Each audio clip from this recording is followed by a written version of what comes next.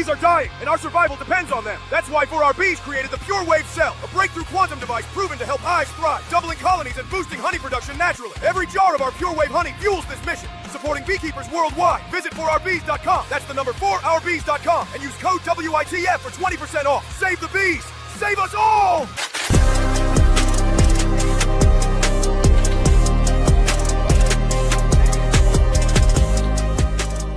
Where in the Folk is not and should not be viewed as a news source. Any names, places, or likenesses mentioned are purely fictional, and any information discussed is purely speculative. Guest opinions are their own and do not reflect those of anyone else. Where in the Folk is not responsible for content accuracy of any stories that are told or what people do with these stories. This show is vulgar, sometimes graphic, and due to its content, it should not be viewed by anyone actually.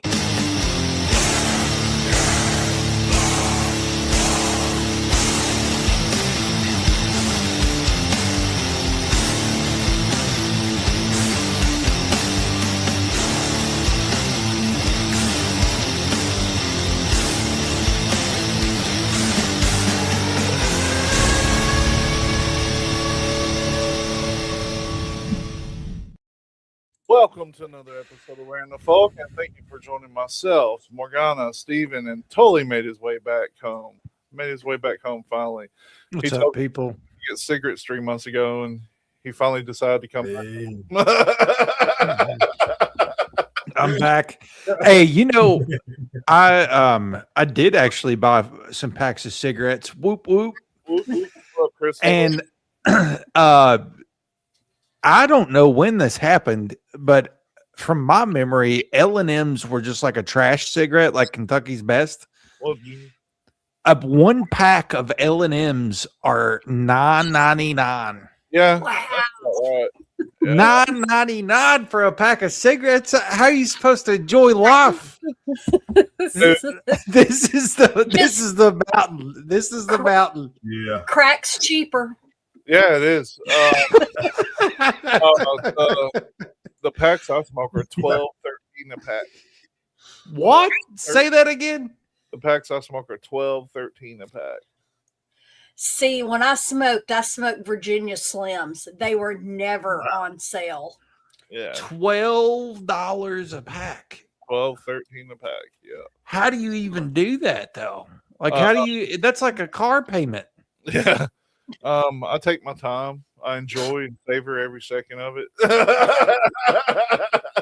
That is wild. That's crazy. Yeah. Have you thought of growing tobacco? Yeah, it'd be cheaper just to grow a field. I really have. It's crossed my mind. But I mean, if you don't smoke, don't start. That's what I can say. Right. I did the roll my own thing. There we go. That's it, Jenny. Yeah, I did the roll my own thing. Yeah. I hand roll them. What up, Landa? And when you hand roll Yeah, cigarettes, you come to find out people think you're smoking something else, and it turns into an issue. Or whenever I smoked, like toward the end, I had one of them machines that just cranked them out. So I'd buy the tubes. Yeah. Now, this wasn't very socially acceptable, but I used to carry around a gallon Ziploc bag just full of pre-rolled cigarettes. And when it was break time, I would go out to the smoking area and just slam this gallon bag of cigarettes on the table and just start smoking out of the bag. Again, you run into some problems because when you get to the bottom of that gallon Ziploc bag, you got a bunch of loose that has fell out of the cigarettes. So you gotta refill So it looks like you're just carrying around a sack of unknown leaf. Look, when I was at AT&T, the way my desk was set, I was like on the corner where everybody came in and left at. So, I mean, everybody in the building passed my desk as they were coming in. And my friend Logan walks by and he just chunks a quart Ziploc bag full of leafy green substance. And I'm like, what the fuck is this? And he's like, green tea. Do you know how much green tea is in a pound? I'm like, if I get pulled over on the way home, I'm whipping your ass. Did you see what Ronnie said? $25 a pack. Yeah, that's crazy. Canada? That's like a drug habit, dude. Idea. That's That might be cheaper than a drug habit. Mhm. Wow. Yeah, Drug habit might be cheaper, yeah, but yeah. you know, Yeah, yeah. I was stupid about it. I didn't even smoke tobacco like until I was old enough to buy it, and I don't know why I started smoking cigarettes. Like, no idea. I just kind of woke up smoking one day. What? Same, Amanda. And and I'd like to thank an actual lady at a cigarette store for me quitting, because I went in to the cigarette store one day and cigarettes had gone up $5 a carton from one week to the next. And I'm like, you know what? Okay. Then the next week they had gone up another $5 a carton. I'm like, well, damn it, it's time for me to quit. And this girl looked at me and goes, honey, I'll see you next week. It pissed me off so bad. That was the last carton of cigarettes I ever bought. That's crazy. And that's been 15 years ago. Yeah. I don't know. I'd like to quit, but I don't have anything left. You know what I mean? Like I don't have any other vices anymore. Yeah, don't quit. I mean, come on now. Yeah, I've been going strong for 2 years now. I don't smoke anymore, but I love it. Yeah. I love cigarettes. I love everything about them. I love the taste. I didn't hate them, love and there are times when cigarettes with coffee. There are times if I had one sitting in front of me, I'd smoke it without a second thought. I love But cigarettes. Cigarettes. It's generally I want them when I get pissed off or I'm stressed, because fun fact, I never had high blood pressure until I quit smoking. Coincidentally, that's the only time I ever smoke, and I fucking chain smoke. Go out in the morning. It's like 8 a.m. on a summer day. It's just the fog is lifting up, and you've got your cup of coffee and a cigarette. And it's just this beautiful combination, and everything about it is wonderful. Did you hear? Now this isn't, if you don't smoke, don't smoke. It's not a good habit. But did you hear that they've linked nicotine and cigarette smokers to people that didn't get as sick as everybody else during the COVID outbreak? And think about it. Oh, look who came out. Mo's telling her secrets.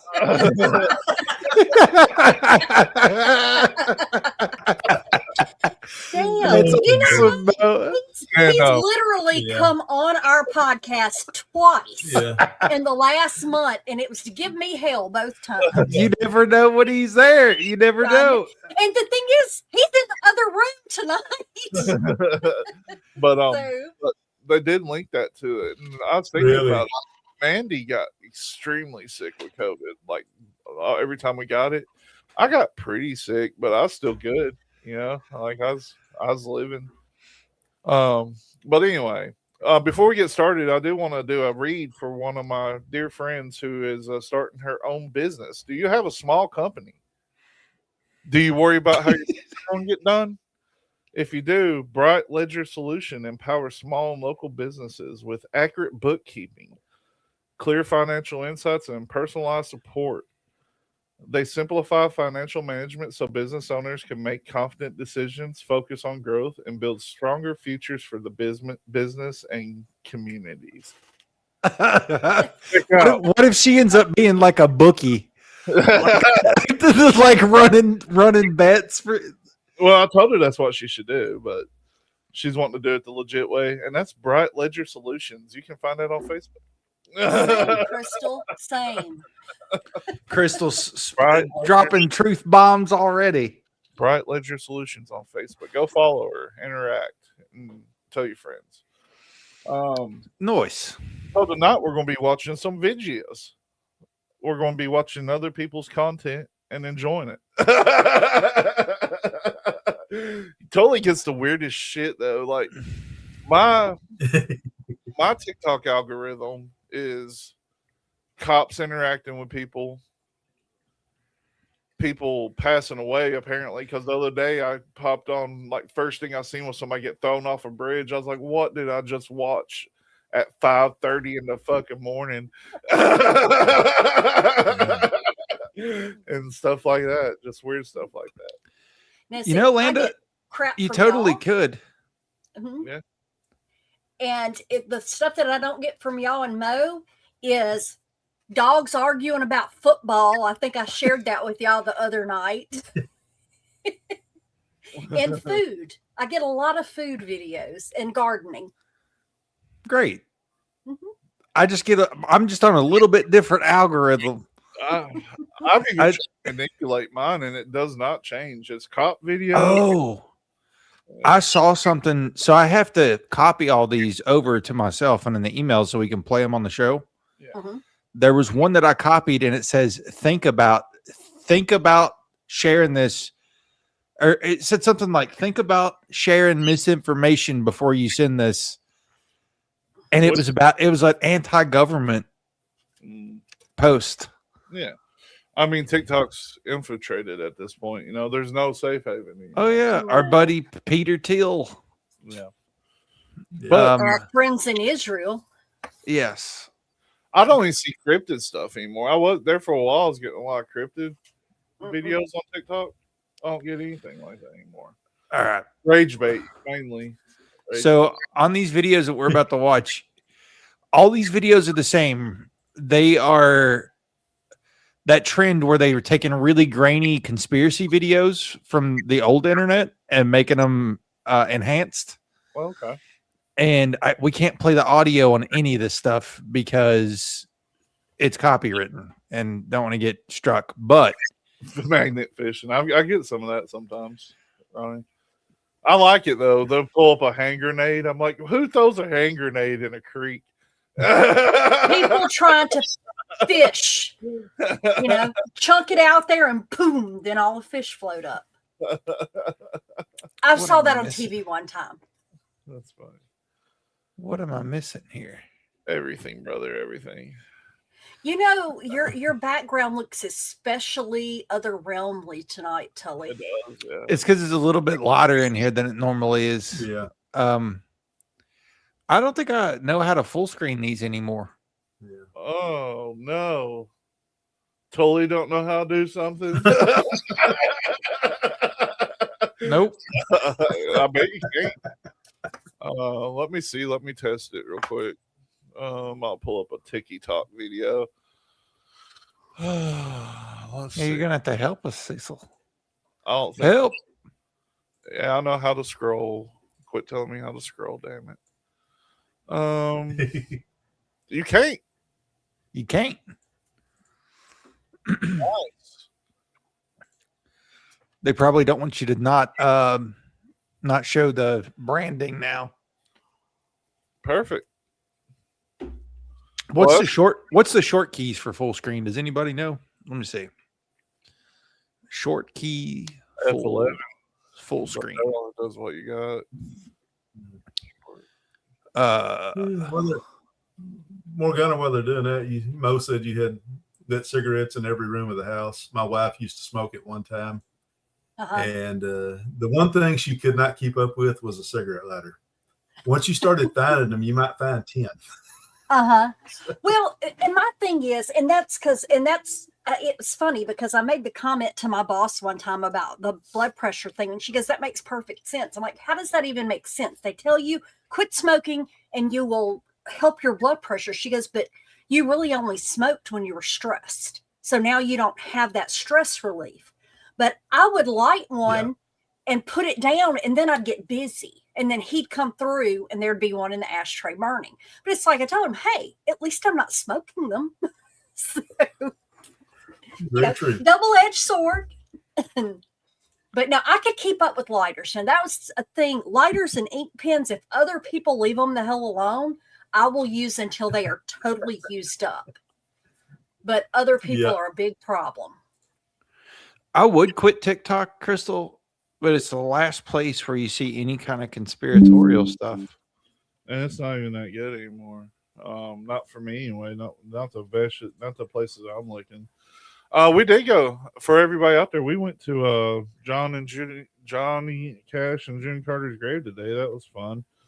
I will say, not worth a 3-hour trip. So like we went there, we looked at it, and we said, "Well, let's go on home." Why didn't you do a walkthrough recording and we could have, like There just wasn't much there. It's a really small place. It's one of those places where all the stones are on the ground. uh-huh. Have you ever seen those, like the memorial gardens? Yes. Every one of the stones are like laying flat on the ground, so you can't. There's not really anything real ornate there or anything. Yeah.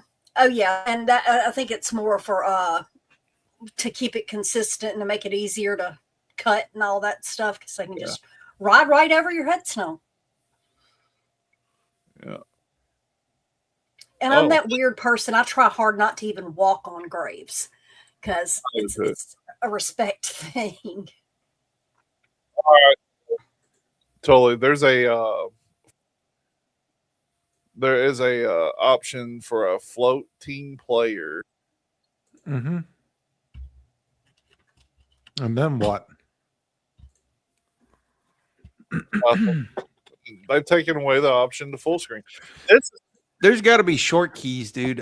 I'm just trying to figure it out. Hit Alt Enter on your computer and see if it does anything. It just plays it. F11 doesn't do anything except make the whole window bigger. I mean, I guess it don't matter. That's just crazy. That's changed since I've been away. Yeah. Anywho, we can just play the videos. Yeah. Crystal sent some emails. We can look at those. Neglecting you, Crystal. Crystal, I don't have access to the email. I would have totally taken care of it. I will give you access to this. That's okay. Okay. Well, here's a good deal. We can't log into our email anymore. I was in it a minute ago. Then you changed the password, brother. No, don't. Don't even start. Don't even start. It's not letting me. Here, I'll log in. Hang on, and I've got the password saved. So Too. It's taking me to the GMX Help Center. What is happening? Okay. When did you send us an email, Crystal? Because I'm not seeing it. It's in the junk. It goes to the junk file for some reason. You need to whitelist her. What in the world is happening here? I can't get into it. Oh, okay. I see it. She sent us 10 ancient structures in Ontario that nobody can explain. Let's watch that. That's cool. Let me see how long the video is.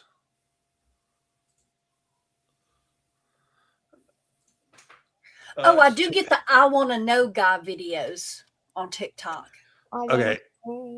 So I will put this into the chat because it's long, but I'll put it in the chat because everybody, especially Ronnie, definitely needs to see this. I just want to go to my damn email now. Dude, I don't know what's up with my computer. I'm going to have to clean it out or something. Chill, shouty, chill. I think what I screwed up doing was I bought antivirus software, and I think it screwed my computer up. Okay. So we're just going to raw dog it in normal TikTok. Let me see. Let me get the share. And we don't need audio for these so we can talk through them. All right, good deal. And like I said, these are just old conspiracy videos that somebody's enhancing, probably with AI. Let me see. Okay. So you remember this video of Michael Jordan? Oh, yeah, I've seen this one. Look at, you've seen, everybody who's been a conspiracy theorist for any amount of time has probably seen every one of these videos in grainy footage. Yeah. It's cool to see some of them enhanced. That's why he's decaying. Wow. Yeah. Oh, scary. Yep. Who's that supposed Whoa. to be? So Is that these are Jordan? repeat. Yeah. Jordan, yeah. This is one of those famous conspiracy videos where it literally looked like his arm expanded. Yeah, the old school one. Like, I had a Stretch Armstrong. It could happen. I mean, people say that was because of the frames per second, which could be, but I think it's just because he was the greatest and he did whatever it took. Ooh, Look at that. that's creepy. Looks like the guy from. Yeah. But yeah, if you've seen the original videos, all of these videos look like super creepy whenever you see them without the enhancements. So this person's just trying to make sense out of them. This one I think is a UFO one. My arm does not do that, Ronnie. I wish other parts of my anatomy did that, though. Your nose. My nose. Your OnlyFans would have been more successful.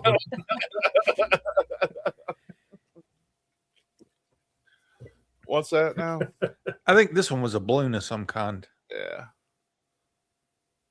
But those are UFO ones.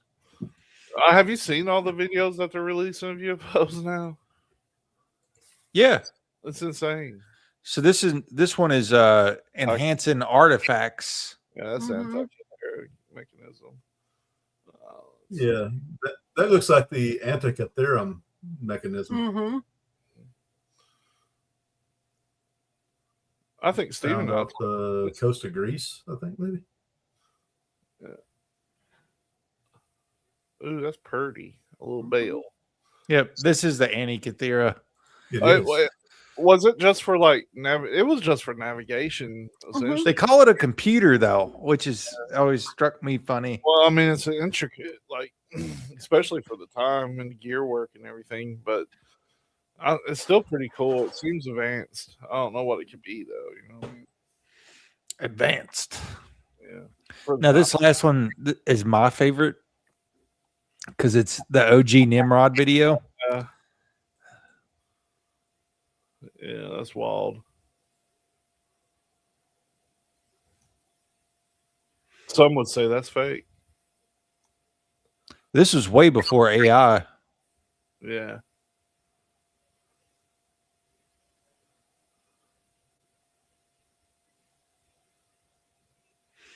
Yeah.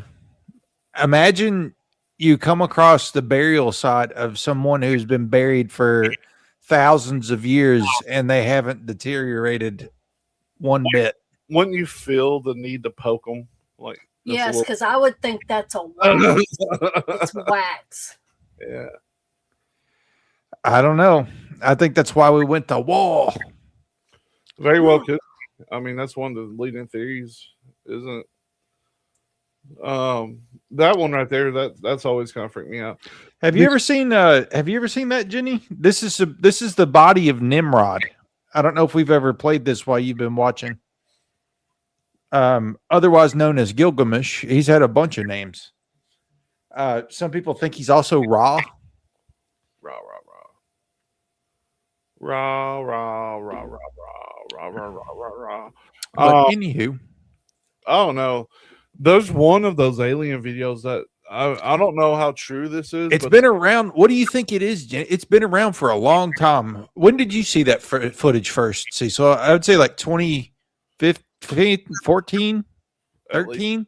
yeah, at least. Yeah. It's been around way before AI, yeah. or at least the AI that we have.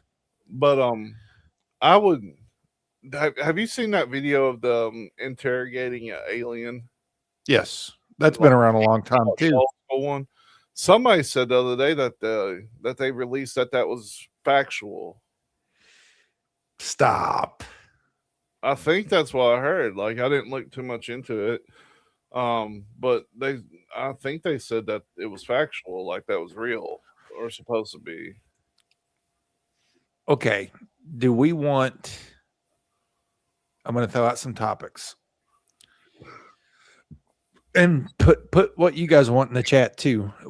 I've got food and product tomfoolery. Tomfoolery. We've got AI and tech tomfoolery. We've got government overreach and conspiratorials, general conspiracies. We've got all old world videos like Tartarian, old world stuff. I like old words, bro. What's up, Oh, Alan? Hey, Ellen. What up? And I know I didn't get it to you in time to include, but did you get my video about the Mississippi River? No. Never Did I just overlook it? I'm sorry. You may have. It's okay. It's all right. But no, it's the one we were talking about the other night. I was on the road Mm-hmm. and mad. Yeah. No, just whenever you get some time, watch it because it's crazy. It's crazy that it did not make any kind of news. When did you send it to me? Hang on. The day we were on the phone. Email it to me. Okay. Email it to me and I'll pull it up. Are you hearing rumbles that the cure for Alzheimer's is B12? China always has a heard cure. I've always heard B12 is supposed to be part of the regimen. China announced a year ago that they can reverse Alzheimer's. Is it B12? I don't know. Because apparently it's a a vitamin deficiency that causes it. And like B12 helps to reinstate it or something like that. Bigfoot being a Mormon. I Yeah. haven't seen that. Yeah, man. There's tales of that. Okay. I mean, like there is literally. Did he look into the hat too? No. But What? I forget the exact tale of it. Who mentioned that? Was that Jenny Jenny. mentioned it. I've actually heard that. Yeah. Well, there have been a couple of Bigfoot videos out of Utah. One of them was the Bigfoot throwing rocks. The other one was the one that everybody spotted from the train. Yeah, in Mormon folklore, some members associated Bigfoot with Cain, the biblical figure cursed to walk on earth, and this is the folkloric interpretation rather than official doctrine. Jenny, are you a secret Mormon? Is that how you have all of this ancient Mormon knowledge? Have you looked into the hat? All right, Tully, I sent that to you. All right, let me see. If you guys like hip hop, go check out Jay Wick. I've been on Jay Wick kick today. Also, if you guys don't throw anything in the chat on what you want to hear about it, what you want to watch next, well, I'm just going to start picking stuff. We're going to go round robin. Yeah. I like ancient history stuff, you know. We could start with that. That's my peanut butter and jam. Why would they make it to where you can't full screen? Oh no, that's the most ridiculous backwards action ever. It's like rage bait. Yeah. Oh, yeah. They needed something new to distract you with this week, so It is. It's like rage bait. All it's going to do is show us your algorithm. Like in the corner, it'd be like Goss eating chips or something.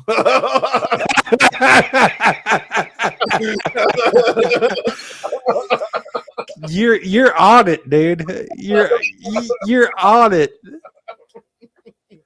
All right, this is a little bigger, but you're still gonna see like if somebody makes a crazy comment or something. Let me see. Da, da, da, da, da. Okay, this is a little bigger. The Mississippi River just dropped 47% in 72 hours. Not slowly, not gradually. In 3 days, powerful rivers on Earth lost nearly half its water, and nobody can explain where it went. But here is what is not making the headlines. Ocean When the does. water pulled back, it exposed a riverbed that has not seen open air in recorded human history, and what scientists found down there stopped them cold. Ancient fissures splitting wide open, material buried for 60,000 years before the last ice age, pushing up through cracks that did not exist 3 days. Listen to that music. And directly beneath that riverbed, the most dangerous fault system in North America just recorded its strongest activity in 40 years. 18 million Americans drink from this river. 14 major bridges cross it. And tonight, the ground underneath it is moving. So the question every scientist is afraid to answer is this: is the river dying? Or is it trying to warn us about something much, much worse? February 25th, 2026, 6:47 in the morning, Central Standard Time. Automated gauge stations along the upper Mississippi River. All right. I'm going to pause it so we can talk Yeah. about this. I mean, it's because of the fault, right? Like it's getting ready to pop off. The last time it Yeah. popped off, it made the river flow back. You would think though that you would hear some news about the Mississippi River dropping 47%. Mhm. Well, And I have heard nothing until, hey, it popped up on my algorithm the other night after Steven sent me something. So, and that's the first time I'd seen it. And generally, if something goes on with the Mississippi River, we hear about it. Parts of the Mississippi River, particularly in Memphis and Louisiana, are experiencing record low water levels and measurements dropping below 6 feet in some areas. This has been going on for, what was it, 2 years ago, Morgana, or 3 years ago, whenever it got so low that they couldn't send the barges up and down the Mississippi. Yes, they were actually having to dredge to get barges through that were stuck. In the Mississippi. Yeah. But like I said, the thing that got me about this one was 47% in 3 days. Yeah, I don't know if that's Yeah. accurate looking at it, but it might be. I don't live there. If anybody lives there, tell us what you're seeing. But they're blaming it on a prolonged drought. Mhm. Apparently, we're in a drought. I don't know if that's a thing or not. It's rained like crazy around here. Well, yeah, ours too here. It's and see, and that yeah, okay, Ron, that is huge because we are actually currently in the process of building 6 data centers, 2 of which are in cities that border the Mississippi River. That's weird, huh? Imagine that. I just thought of that. But I mean, what up, Wicked? It's been a while. I mean, rivers run dry. We stopped at Short Creek this morning, and Short Creek is way up compared to what it usually is. So I don't know. The Mississippi River running dry though, that would be a foretelling of Hank Jr., as somebody said in the comments. Yep. Yeah. Well, like I said, we're currently flooding because Arthur came through, and Arthur, it evidently was a rainmaker because, I mean, we've actually had people have to be rescued from flash flooding the last 2 days. The whole thing with the Morgana, drought. have you? Go ahead, Steven. Sorry. I'm just going to say that we're also in an El Nino this year, which is going to be the wet one. And I've seen a few different maps. One map is showing that Texas is going to get hit really hard, and Mississippi. It's going to go through Texas, Louisiana, Mississippi. So where I'm at, I think that I'm going to be above it for the most part. Yeah. Well, like I said, normally I have timers for gardening and stuff, and we've had to turn those off. We've had so much rain the last 2 weeks. I mean, it has rained almost nonstop. It didn't. I mean, it just came a pretty big storm here recently. But I mean, I can't really remember a time in this area where it's been like a don't drink water drought. You know what I mean? In this area. So we're still good. Tully's up there getting that Ohio River water. Yeah.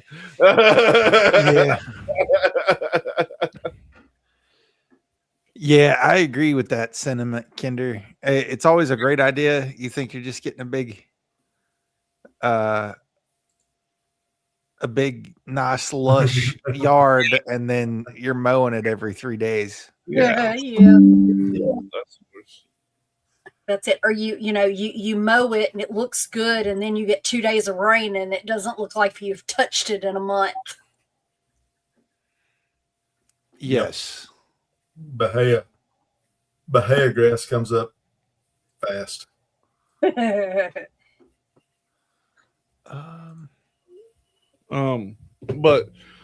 I don't know. I hate mowing. I figured it out. I think I love it. When I do it, I love it. I'm like, oh, I'm gonna get to mow today. But the thought of going out there and having to mow and weed eat this property, I'm like, bummer. But when I'm in it, I'm like, all right, this ain't that bad. Bull sharks. Alan, there are also alligators in the brackish and saltwater now down here. Nice. Mm-hmm. Yeah. Because used to we didn't. You could go to Front Bay because, working on your very own. Mm-hmm. But yeah, like I said, there have always been places in the past that were safe to go because you didn't have to worry about alligators and stuff. But yeah, now it's not making that big of a difference. I think I've gave up. Cecil, maybe you could ask our AI overlord if it knows how to full screen TikToks. Hey, I'll put something in the private chat. I don't know if it'll work, but that's good. I haven't been using chat recently, man. I don't know. I've lost the allure of it. Well, the clear display thing is in the app.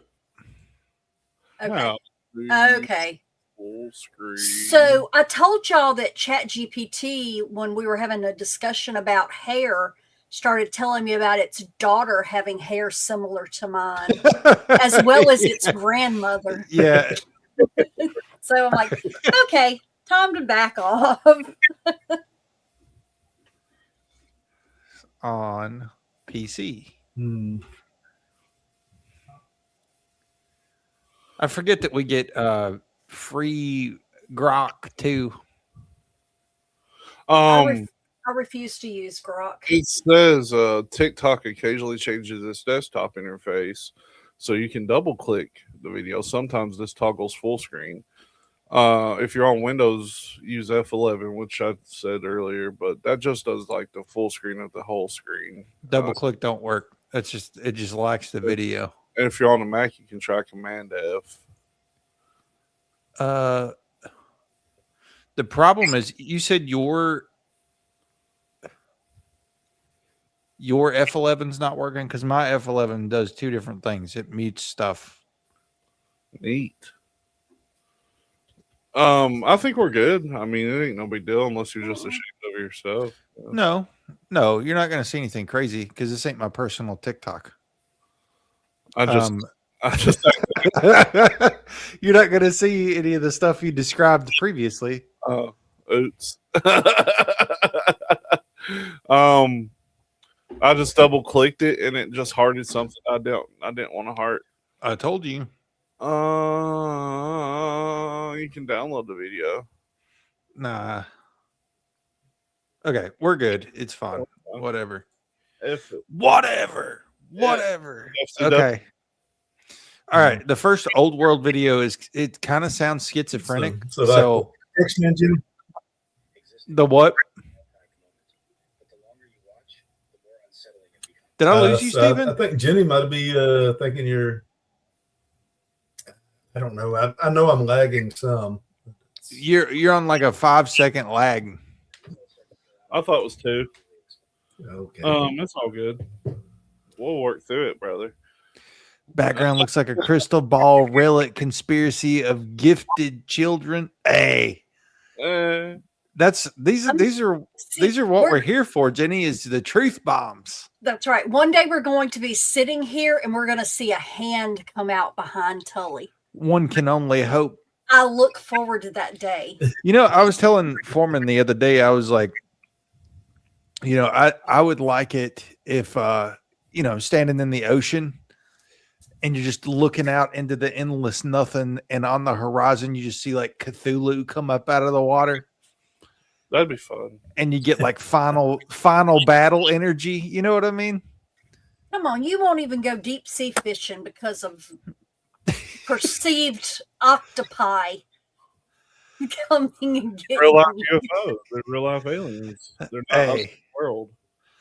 I'm down for the final battle though, like Okay. Cthulhu, Godzilla level. You know, Okay.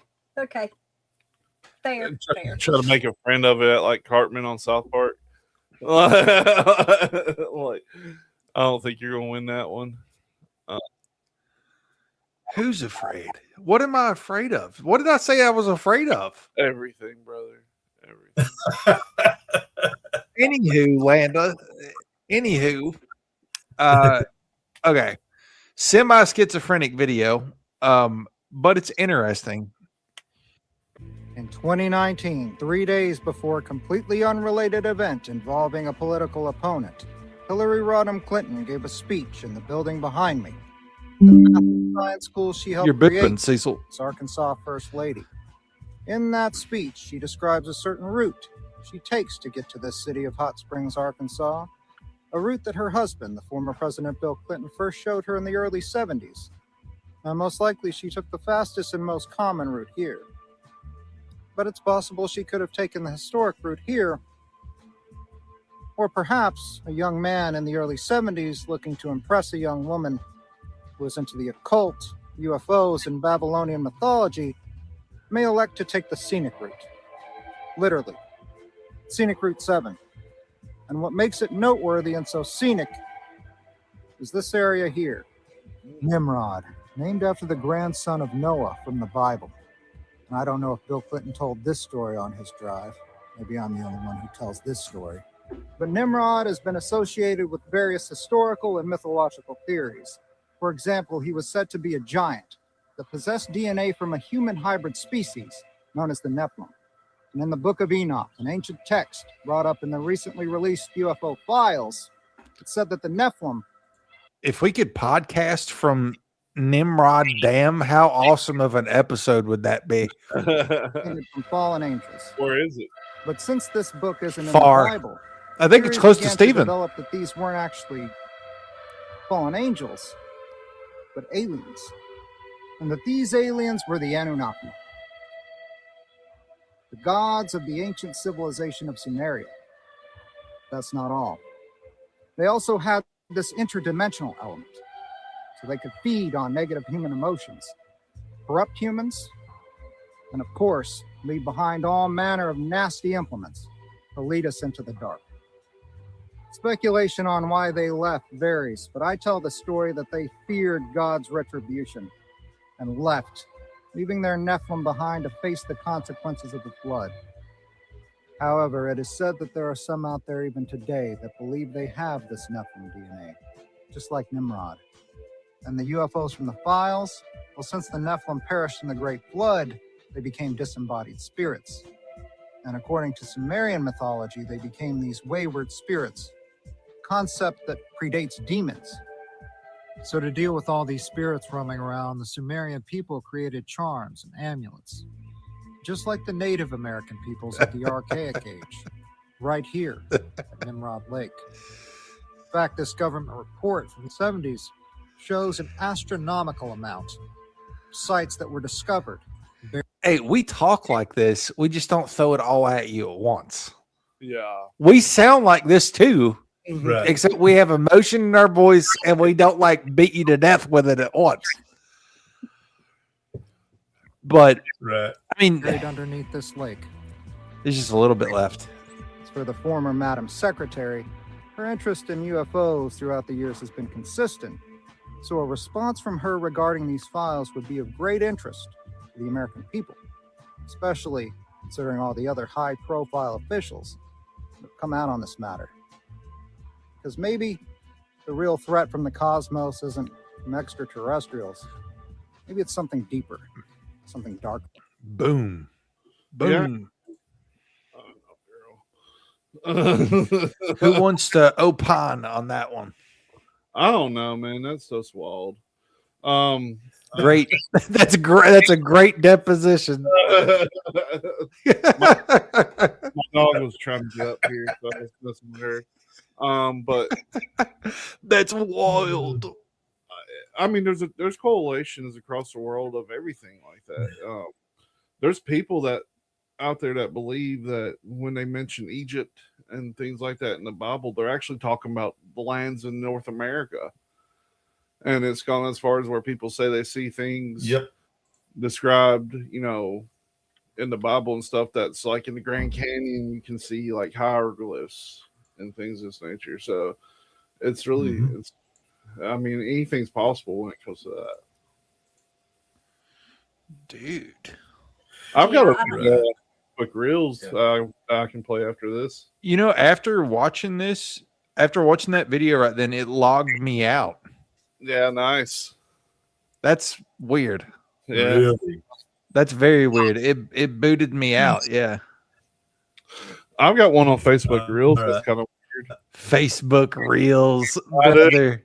My brethren, you're in boomer territory. Tully, do you know how many times I have found a Facebook video I flipping loved and wanted to share, and I had to go find it on TikTok just so I could send it to you? Because it trickles to Facebook 6 months after it's on YouTube. Then I bet this one has too. Let's take a watch while you're getting logged back in. Right here. Have you seen this one? Well, you have to play it. I don't know. Oh, dang. People say this was found in a collection of early recordings, completely unedited, just raw footage. At first, it seems normal, just black and white clips of people standing, talking, existing like any other archived moment. But the longer you watch, the more unsettling it becomes. The details start to feel off in ways you can't immediately explain. Their faces don't move quite the way human faces should. Expressions stretch a little too far, as if there are no natural limits to their skin. That looks like AI, dude. They don't feel real, more like something being performed. What do you think? Almost as if they're imitating what being human is supposed to look like. And what's even stranger is their complete lack of reaction to anything unusual, no hesitation, no awareness, just a calm, almost mechanical normality. In a few clips, their features seem to subtly shift in ways that shouldn't be possible, like something underneath is adjusting them in real time. Once you notice it, you can't unsee it. People online are convinced this isn't just old footage. They think something else is in these videos. Me too. Something to be human, and for a split second, it slips. This is not just old footage. What do you think? Nah, I think it's AI. But the thing is that very first person that does the thing where she blows out her cheeks and sucks her face kind of in, I've seen videos of a dude do that from back then.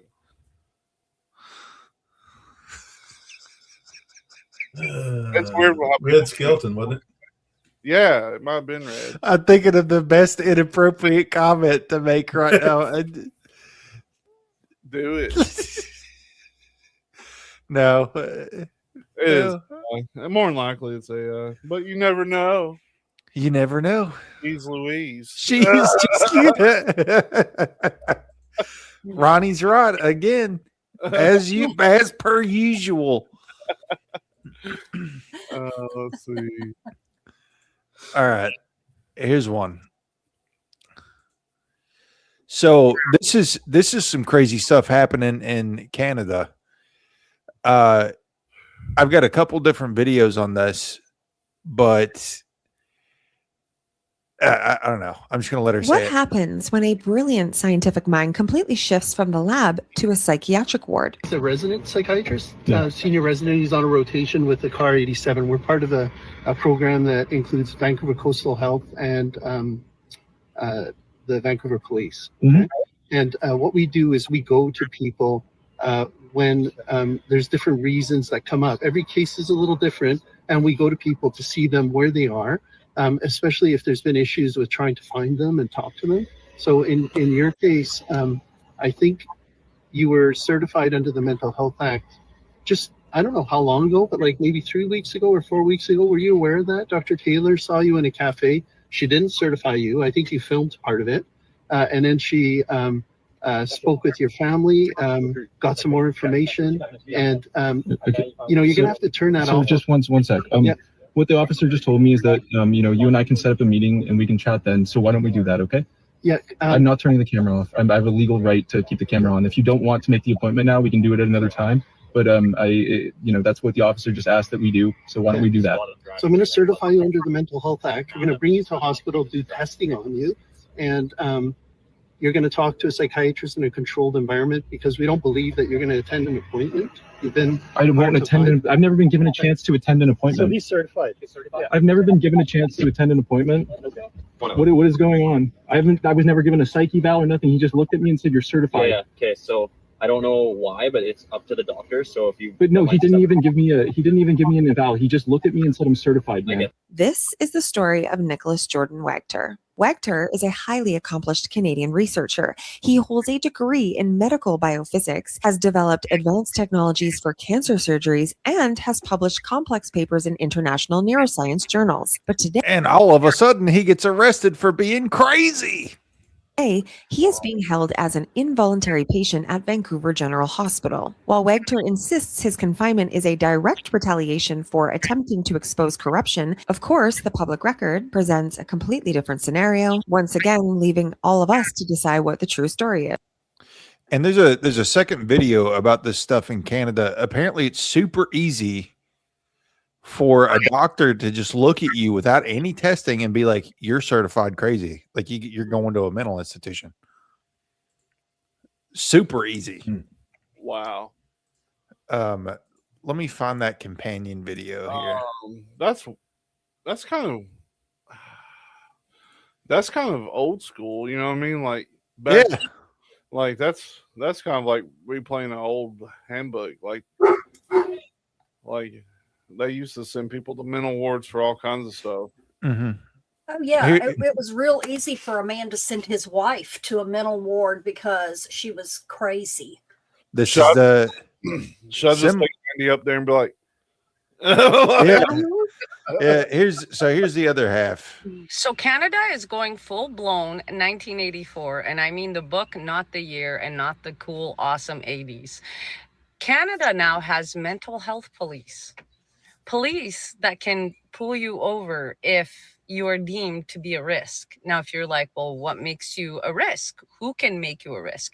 Well, according to what is happening in this video that I'm about to show you, a psychiatrist recognized a young man, a biophysics major, at a coffee shop, minding his own business.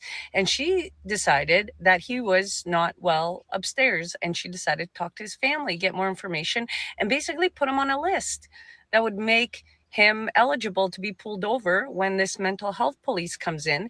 And the cop committed him just by talking to him. And by the way, he sounds sound of mind. He sounds reasonable. And then after committing him, asks him to shut off his camera. This is how dirty Canada is becoming. Just listen to this. He's a resident. This is the same thing. It's like certified under the mental And we can chat then. So why don't we do that?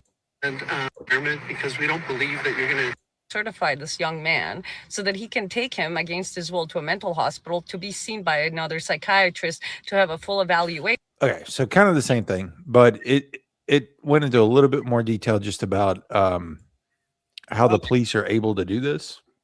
I mean, we got a Canadian in the chats, Ronnie. If you need a green card, hit Tully up. Yeah, I'll say Ronnie's my brother. I figure you might do like a marriage or something, but that works too. No, yeah. Well, I'm already married, or I would just marry Ronnie. But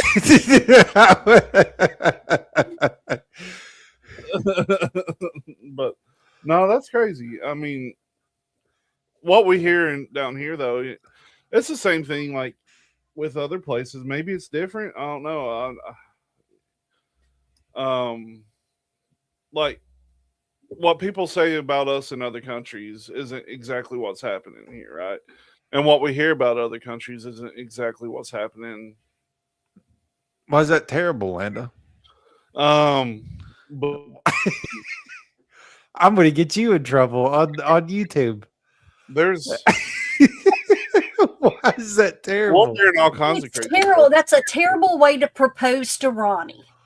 We're hearing all kinds Instead of Okay, I got you.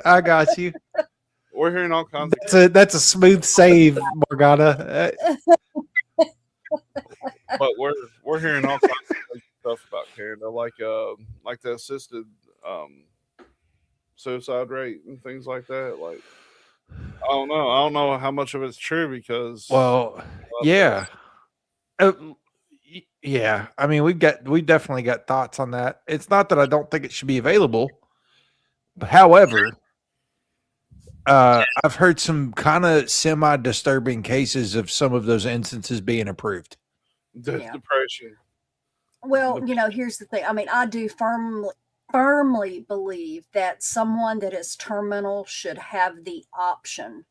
Yeah, but like a Legally. 17-year-old with mental health No. problems, maybe I'm not. talking, I've got stage 4 cancer. It's not operable. Or I have got Alzheimer's, and before I get to the point where I cannot make decisions for myself, I should have those options. But no, I should not have that option because I'm feeling down or a little depressed or shit You like lost that. your scratch-off tickets. Yeah, Something. exactly. I mean, Americans at this point are built off depression for the most part, I feel like. So that's just the way it is anymore. I don't know. I don't know. There's a lot of strange stuff. If that's real, that's crazy, man. Have you heard did you guys hear about people hearing voices in their heads at Coachella? No. Yes. I got a couple videos Yes. on that. Very, very peculiar. People at a music festival hearing voices in their head. Well, now that you say it like that, I'm sure. way to ruin everything, Cecil. I'm joking. I'm joking, sir. When I was younger and went to music festivals, I feel like I might have heard some voices in my head. Right? Yeah. I get it. I get it. Let me see. Okay. Walking barefoot. So this is one of them. I've got two. This is one of them. People in the valley say they are hearing voices in their heads. Oh, people in the valley. Those voices are being transmitted by microwave or other methods. Well, several viewers asked us to investigate Coachella what they call Valley. electronic harassment. Okay, Tinfoil hat people aren't looking so crazy anymore. This is now on the mainstream news. I'm really, really curious how many people have actually experienced this. Like, I'm talking like a thought put into your head that doesn't feel like it's from you, saying something like, I just want to die, or unalive yourself. I can't do this anymore. You know, that kind of stuff, or like pushing you into psychosis. The more and more I dig into this, the more and more clear it is becoming that there is technology that can do this. Implant thoughts into your brain like a weapon to try and get you to yourself or go crazy to get rid of you. And it seems like that's probably what's happened to some of these scientists that have disappeared. And I know they don't want me talking about that because every single video I've posted about the missing scientists has been taken down. So that's the stuff I'd pay attention to right now. There was a recent doctor of some kind that moved out of country because she felt like she was being attacked, like by something like this, like getting Havana syndrome. Essentially, I can't remember the full details of it. But, I mean, if you think about what was it, Operation Northwoods, that they were planning on doing a attack on American people and stuff like that, it's not above the realm for things like that to happen. Right. Well, we're also familiar with the voice of God technology that they use.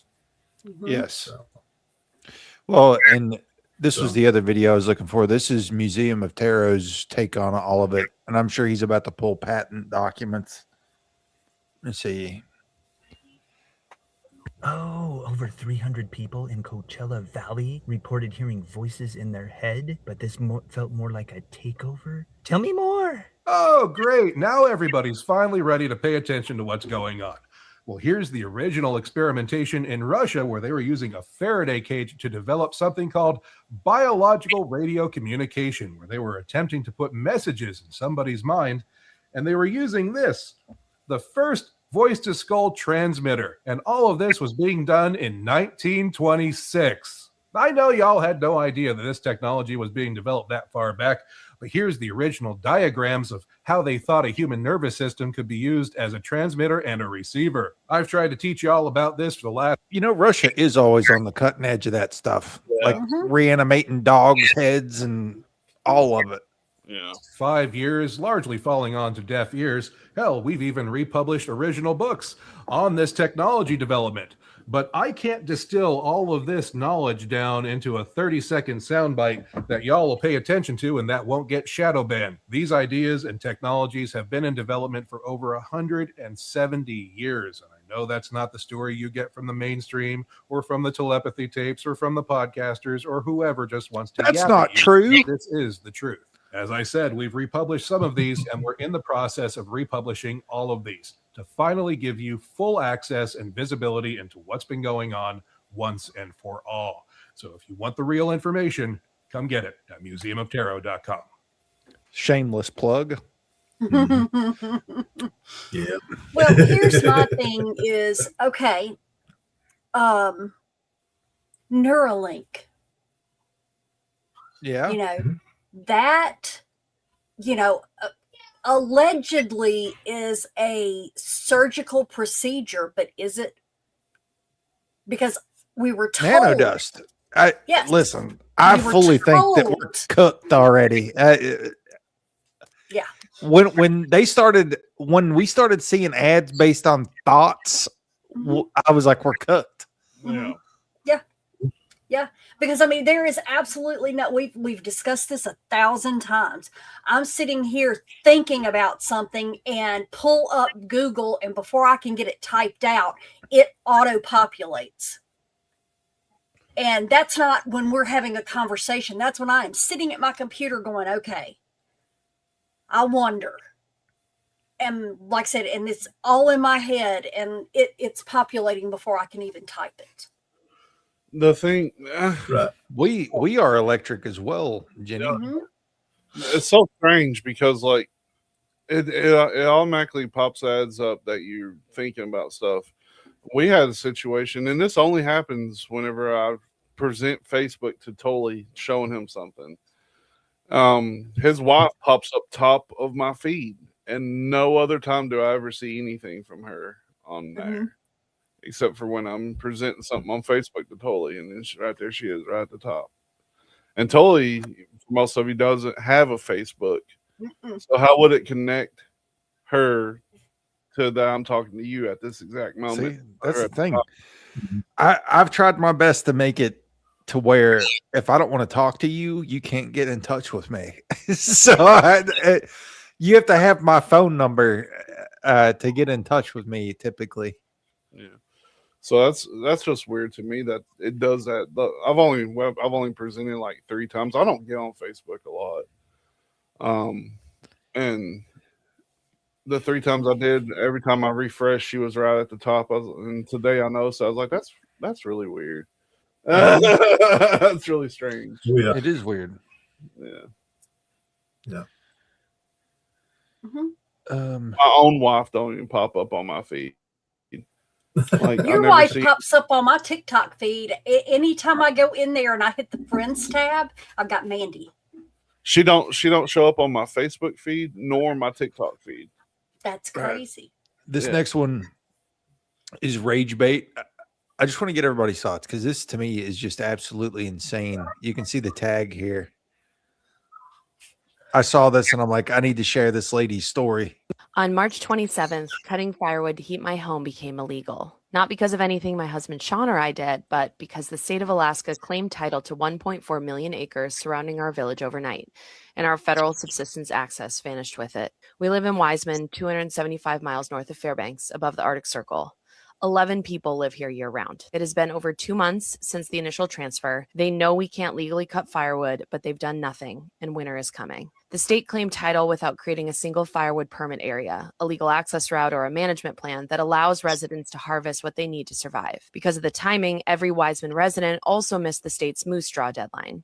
Applications closed December 15th, 3 months before any of us knew we'd need one. Wiseman isn't just a footnote on a land swap. It has been continuously inhabited for more than 120 years, long before Alaska became a state or Anchorage a city. In the 1930s, conservationist Bob Marshall lived here and wrote that this valley was, quote, the happiest civilization of which I have knowledge, end quote. Thousands visit every year. Generations before us built a life here without government help. We never expected government incompetence to make that life impossible. Alaska's founders wrote this directly into our Constitution. Forests and renewable resources must be managed as a public trust, never subverted through the indifference or avarice of future generations. On March 27th, indifference and avarice arrived on our doorstep.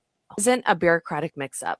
U.S. Senator Lisa Murkowski and Dan Sullivan, Governor Mike Dunleavy, and U.S. Representative Nick Begich have worked toward this transfer for decades. Senator Murkowski authored the Alaska Land Transfer Acceleration Act in 2004.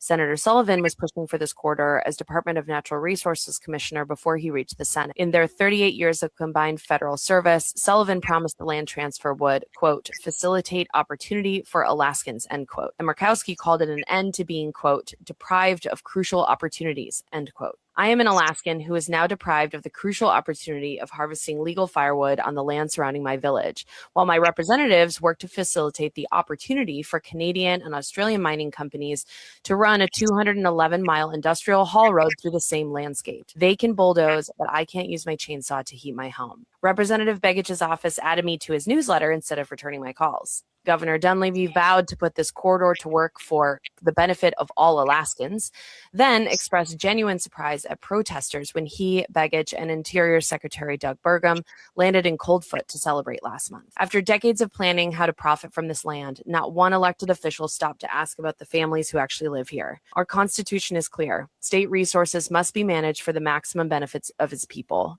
and natural resource law must apply equally to all Alaskans. Wiseman deserved a seat at the table. We deserve to be more than an afterthought. Bob Marshall called this village the happiest civilization he had ever known. I wonder what he'd call politicians who block Alaskans from their woodlot. Lisa Isn't that insane? Murkowski is a complete moron. That's just insane to me. Like I wanted to share that lady's story, even if there is only 11 people. That's even more reason to let them do it. 11 people's rights are being infringed on. You know, but it's not like those 11 people can harm the environment at all by doing what they've done for generations. But they're going to let outside companies come through and treat it like a dumping ground and rape it of everything. Right. Well, it's around the same. I know I'm lagging, and I'll try to be brief with my thought out. Am I caught up now? Maybe. No, not really. Maybe. Can you? All right. Well, it's just like the same Houston National Forest north of Houston. You know, it's been set aside. It's been a forest for years, and then they were talking about opening part of that up for new housing and things like that. They've done a similar thing around Austin, Texas, where they had some of that land protected, and whenever they decided they were ready to develop it, they just went right ahead and did away with their rules and regulations they had in for it before, and they went ahead with their new agenda. This is this is honestly nothing new. No. But it's amazing how, you know, they tell you that you have a voice and you have a say as a citizen, but then they don't have public hearings or anything else. You just hear one day, oh, by the way, this is the new thing. Yeah. Right. Yeah. They don't care about us. I mean, let's be real. No. And we're going to keep going down that road for a minute. As I get into additional rage bait, you know, rage bait's good for the views. Oh yeah. The views. This is just more crazy stuff. Never forget that the CEO who runs ChatGPT said this. I am happy to say that I am convinced that the job destruction in the next couple of decades is going to be massive. Like, honestly, one of the things that I struggle with, like getting out of the bed every morning, is that like my job is to help people destroy jobs. Like, how are billions of people going to replace the meaning they got from work with whatever they're going to fill their time with? And I think this is the number one challenge in front of technology. Never forget that the CEO who runs I mean, he sounds kind of happy about it. Yeah. This next one broke my heart though. I sent this one to you guys, I think. Yeah. Channels are probably owned by private equity, and when you find out how deep this goes, it might actually piss you off. So a lot of people think that their favorite YouTubers are just posting content that they like to post on their own YouTube channel that they own, but that's not entirely true. For example, Veritasium, a ginormous science channel with 21 million subscribers, got acquired in 2023. And that's not the only one. Other channels that you probably watch, like Dude Perfect, Game Theory, Colin and Samir, Coco Melon, Fern, and more, are all either fully or partially acquired by private equity. And these are only the ones that we know about publicly because these people decided to speak publicly about it. But why would investors even want to do this? Like, why would you want to buy a YouTube channel if you're not going to be the YouTuber? Well, it actually makes sense. A lot of these channels have a very loyal fan base, which means not only are the old videos making money every single day, but new videos will still continue to get views over time. And even if new videos are posted with a different face, like on the Veritasium channel, as long as enough of the branding stays the same, like the music and the editing style and everything like that, people will still consistently watch, and these videos still get millions of views every time. This gets even crazier when you realize that this investment can be much more stable than just YouTube ad revenue or sponsorships. A lot of creators at this point are literally able to launch brands related to their face, and they can scale even beyond the creator's face themselves. If this business continues to make money without the creator consistently promoting it every single day, you now have what I like to call a machine that spits out money every single year. And if you can own a machine that spits out money every single year, you're able to sell that machine for a lot because people want the money that comes out of the machine. So that's how private equity is taking over YouTube channels. And if you learned something today, follow or you might never see me again.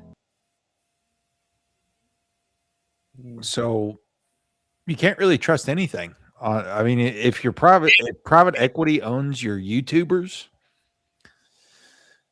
it's nuts. Whenever I sent this to the crew, I was like, why don't private equity try to buy us? Yeah. You know? We're not influential enough. We are just peons. We'll look into that. Thank you, Chris. So Elizabeth Whitlofer. Have Morgana put that on the Friday rotation. Put that on the Friday rotation, Morgana. Yeah, we'll tell her when she gets back. Right. But I mean, private equity's into everything, and it's, I don't know, man. It's a monster. It's the real Cthulhu. It's weird. It is. It's weird. It's a strange business model because we talk about food all the time, but let's talk about food. When private equity buys your favorite fast food and makes it a huge chain, they raise cost and they lower quality. How is that a stable business strategy? It doesn't make sense. Because they don't care. They're just squeezing every cent out of it because when they file bankruptcy, they can sell it to one of their other subsidiaries. Well, like I've seen we used to go to this buffet. I'm not going to say the name of it because we're not going back. And they raised the price and dropped the quality. They had fucking sloppy joes on their buffet last time we went, for example, with no bread. Sloppy joes. Sloppy joes. With no bones, by the way. The only thing you eat the sloppy joe was either a fork or a roe. And we was like, we can't come back here because they raised the cost $3 and lowered the quality. So now they're going to tank. And that's what private equity does. They raise the cost of something and they did drop the quality of it. And it just it seems weird. That's how New Jersey Michaels is going too. Yeah. A year ago, you could get the meat piled on thick. Yeah. And I took a picture a year ago and we just got one and there was like 3 deli slices on the New Jersey Michaels sandwich. It doesn't make sense, man. That business model doesn't make sense to me at all. No Joe, just the sloppy. Yeah. Not the good sloppy neither. No. When I walked in and seen that, I was like, what the fuck is this? Like, you know, like used to, they'd have like fried chicken and stuff like that. They did have check this out. I hate because it was our favorite spot, dude. Like we drive an hour and a half to get there. And when we got there, it used to be like fried catfish, big old pieces of chicken breast, like then they would have like either meatloaf or some kind of home cooked, it could be short ribs or something, and like things like that. This last time we went, it was chicken legs. I like All- chicken legs. I like They're a lot cheaper though. That was a lot cheaper. All chicken legs. Yeah. The catfish was like this. Is like catfish nuggets, and like there was they wasn't refilling fast at all. And sloppy joes with no buns, dude, no buns. Like I would have been like, oh, cool, sloppy joes. So, You're supposed to like put your sloppy joes on your catfish, like have like a catfish slop bowl. and everything was kind of lackluster. Ugh. Besides that, even the salad bar was like kind of shit. And I was like, well, we're not coming back here because they not only did they do that, they raised the cost. I was like, how are you going to do both? I heard the most first world problem ever today. They just put a Publix in, and people are up in arms because this Publix doesn't have a salad bar. Like protesting because it doesn't have a salad bar. Oh, no. Sloppy fish. Sloppy fish.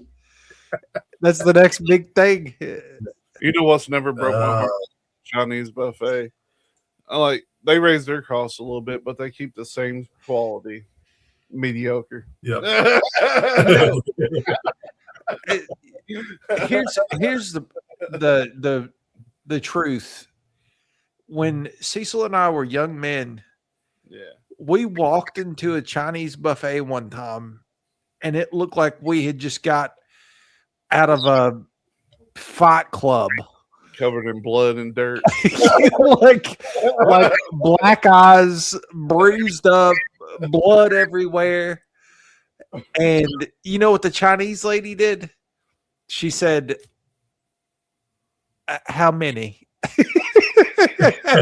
How many? And she sat us down and gave us the best meal we'd ever had in our lives. Nice. And didn't care that we were covered in blood and bruised and beat to death. No, it's awesome. So I fully support the Chinese buffet. Other two. It's amazing. Did you see Jenny's comment? Let me see. No, I've got full screen now. I ain't got my glasses on because we're watching videos. I don't have to read it. A big secret? Elon or Ellen's, I'm trying to see. The octopus is the logo? Yeah. That's where it was, Crystal. That's where it was, Crystal. That's exactly where it was. That's funny. Yeah. So it's had like the Hydra symbol on it. Oh yeah. See, so sometimes I don't know whether it's a Steven thing, but sometimes he's clipping through your mic, and I don't know. That's probably me. I don't know if it's a result of the lag or what's going on. We'll roll it. Hey, that lady, she would if you didn't watch, she would. I remember my grandma going there, and she would like bring her extras over, and then charge you like $17 for stuff that she gave you. It was funny though, because even there were some times where she would just start grabbing shit off of the buffet and putting it in a box, and she'd be like, "Here, you take." And I'd be like, "I don't want this." Like, "You take." Then she would charge you for it, and I'd be like, "No, I don't want this. I've ate my fill. I'm ready to bounce." Like, but I still went back all the time. I even remember swatting the green flies away. I was like, yeah, here. they must have made their money and dipped, because that place had to be profitable. Had to be. She was making it profitable. Oh yeah. So there's another secret club that got exposed, and you ain't in it. Surprise. I got a couple videos about it. It's kind of weird, but Just exposed a secret society set up by none other than the morally corrupt Peter Thiel. And apparently there was some hackers that got a hold of a list of this secret society. And there's some unexpected people on this list. First of all, what the hell is a property brother doing on this list? This is Drew Scott. How did he get into this secret society? I'm going to take you through the whole thing. Okay. Bear with me on this. Okay. So the group is called Dialogue. It's a private invitation only organization. It was set up in 2006 by the billionaire, the person who started PayPal, Peter Thiel. And what they do is they all come together in these fancy places Hold up. and have a quote, I'm throwing a flag on the play. 6 by the billionaire. What did he get his hair from Turkey? Yeah. Yes. Yeah, What is this? yeah, he talks about it. He's talked about it before. Okay, I got you. The person who started PayPal, Peter Thiel. And what they do is they all come together in these fancy places and have a quote, off the record annual retreat where they talk about some weird shit. And there was a Swiss hacker that got a hold of the list. So there's an upcoming retreat in Ireland, August 12th through 16th, that this hacker got a hold of. Here are some of the discussions that are set to happen in this retreat. Money. Does buy happiness? Bring back nuclear. Navigating World War III. Battlefield technologies. Build a party and build a cult. This is no Build-A-Bear bullshit. This is real. Obviously. She skipped over how's your sex life. None of them use their official government. So they are hiding all of this from us. Within this retreat, apparently there is a sign-up form where the members have input on their thoughts about the future. And here's some of their thoughts. That an AI winter? So are they talking about this winter? Criminal defendants choosing AI lawyers, religious revival provoked by AI, which I actually agree with that one. I think that a lot of people are going back to Jesus. And then societal degeneration will continue to accelerate. Yes, we are turning into idiocracy.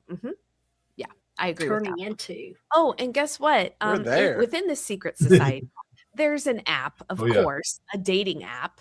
All of these elitists can all date each other and be rich and really crooked together. Of course, there is a Jeffrey Epstein invitation that was found from 2014. This guy was just everywhere where the really creepy rich people were, so I'm not surprised about that. Wired did not publish the list, but I did find it on Blue Sky. This is from the hacker. Obviously, I expected a lot of politicians and whatnot, Cory Booker, Ted Cruz, the most corrupt on both sides. I'm not fazed by that. But I was fazed by the amount of professors from Ivy League schools that are on this list. And also some really just random people. We have Joseph Gordon-Levitt, an actor who seems like a nice guy, but why is he in this secret society? This one really hurt. This is a partner at A24, one of my favorite film companies. The founder of Chipotle. Yeah, he looks like he would be in a secret society. The CEO of YouTube. And guess what, guys? It's the kid stuff too. We have the co-founder of Duolingo. And what's also scary is the chief product officer of Roblox. The secretary of the U.S. Army, Dan Driscoll. There's also Ezra Klein from the New York Times, as well as a plethora of tech companies, AI companies, and politicians, not just from the U.S., former member of the Russian opposition. We have the former prime minister of Pakistan. Oh, and of course we have Elon Musk. I am not surprised one bit. Does my face look surprised? No. The governor of Colorado? What?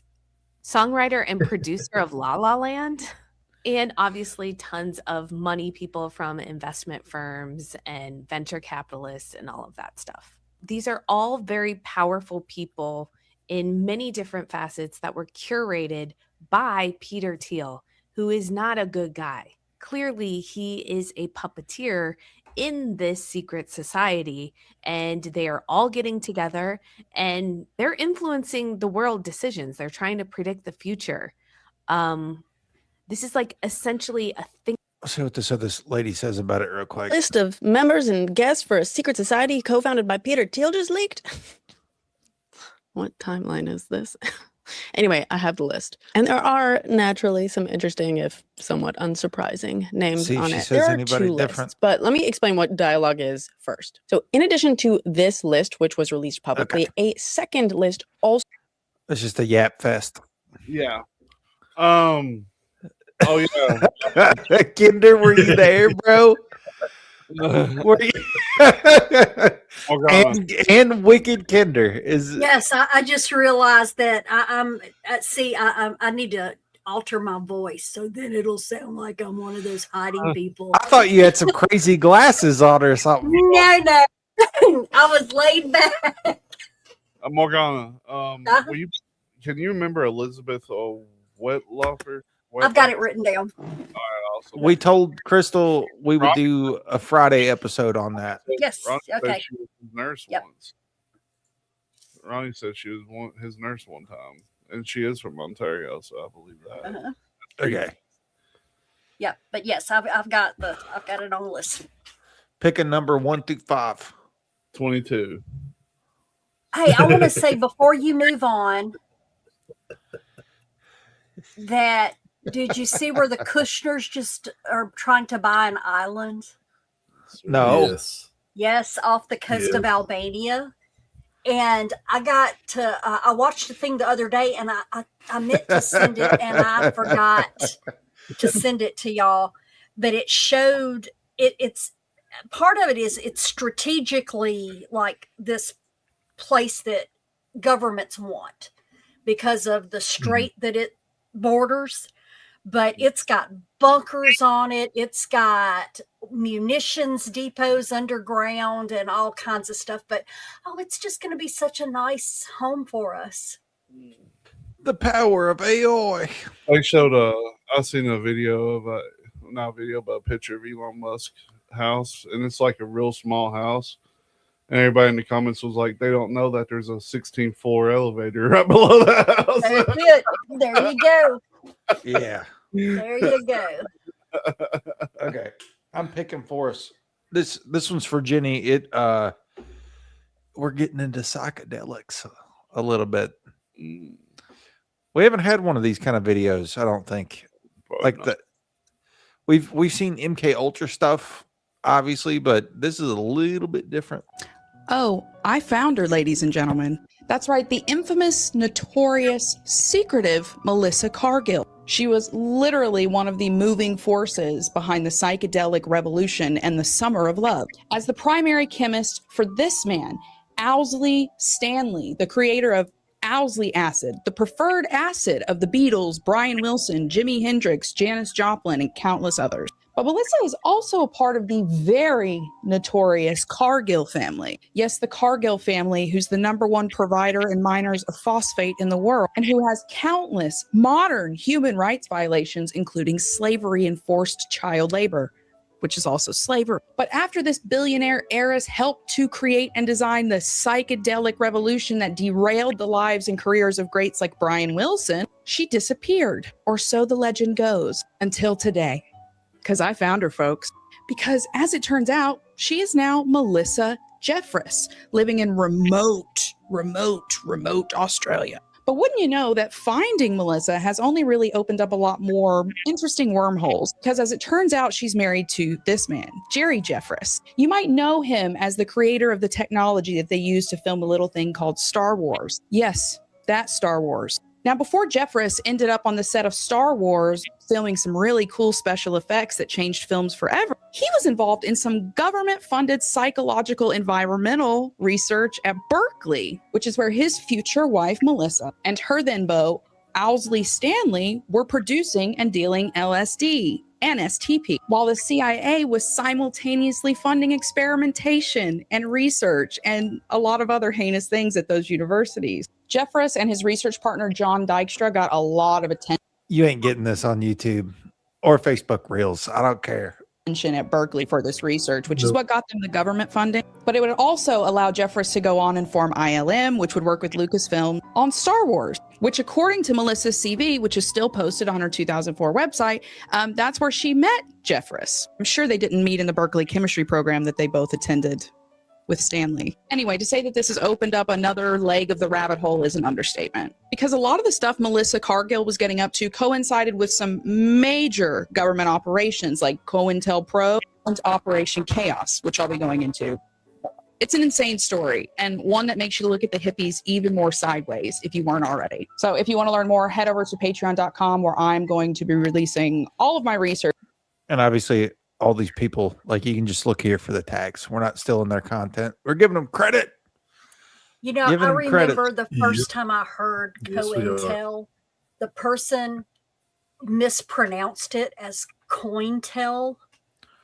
And it took me days to figure out that it was just mispronounced. I think I'm losing my mind though. Well, that's true.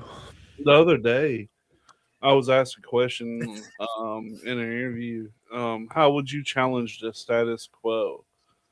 And I sat there and I literally said, "What does status quo mean?" Like, I forgot what status quo meant. I was like, to be honest. And like, I don't know, man. But you know, it could have been a very profound answer. So how would you change the status quo? What's the status quo? Yeah. You know? But I think it has something to play into this, because when I was a teenager, I partook in that stuff a lot more than your average person. I don't suggest doing it. I had a good time when I was doing it, but I think it has had some long-term effects on me for sure. So I don't know. Ronnie agrees. Throw a tea party. Yeah. It's one of those things, like, I don't know. Is it even a doubt that the government did create LSD at this point? Like, is there a doubt about it? Not to me. No. Yeah. No. And I just can't think of any other reason. Like, of course they were experimenting. They was giving it to housewives in the 50s to see what it would do, you know? Yeah. Oh, you're on it.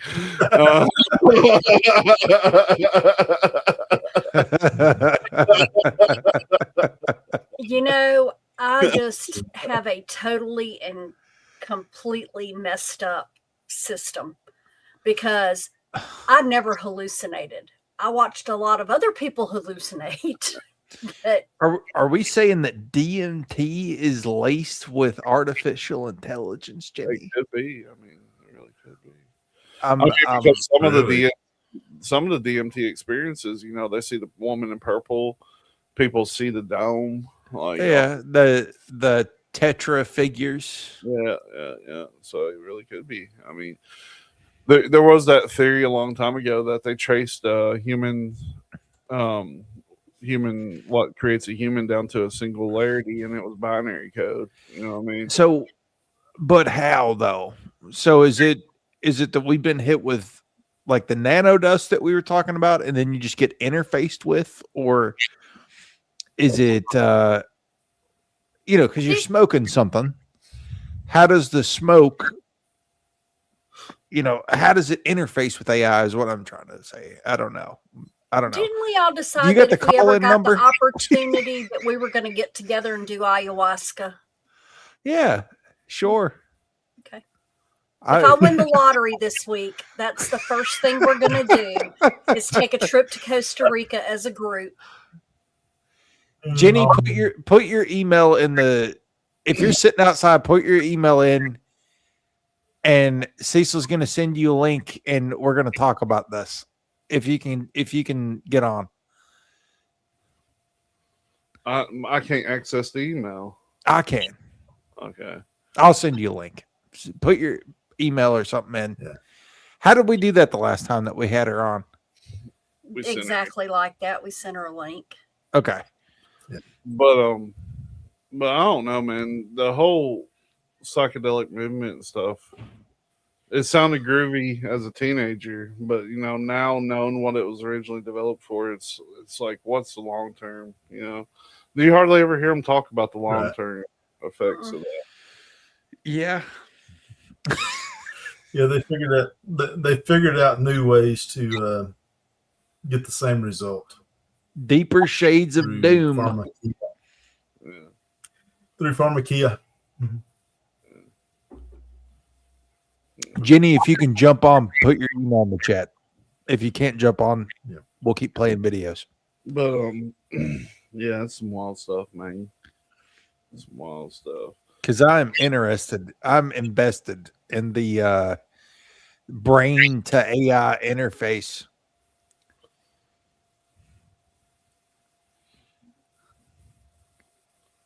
Okay. Yeah.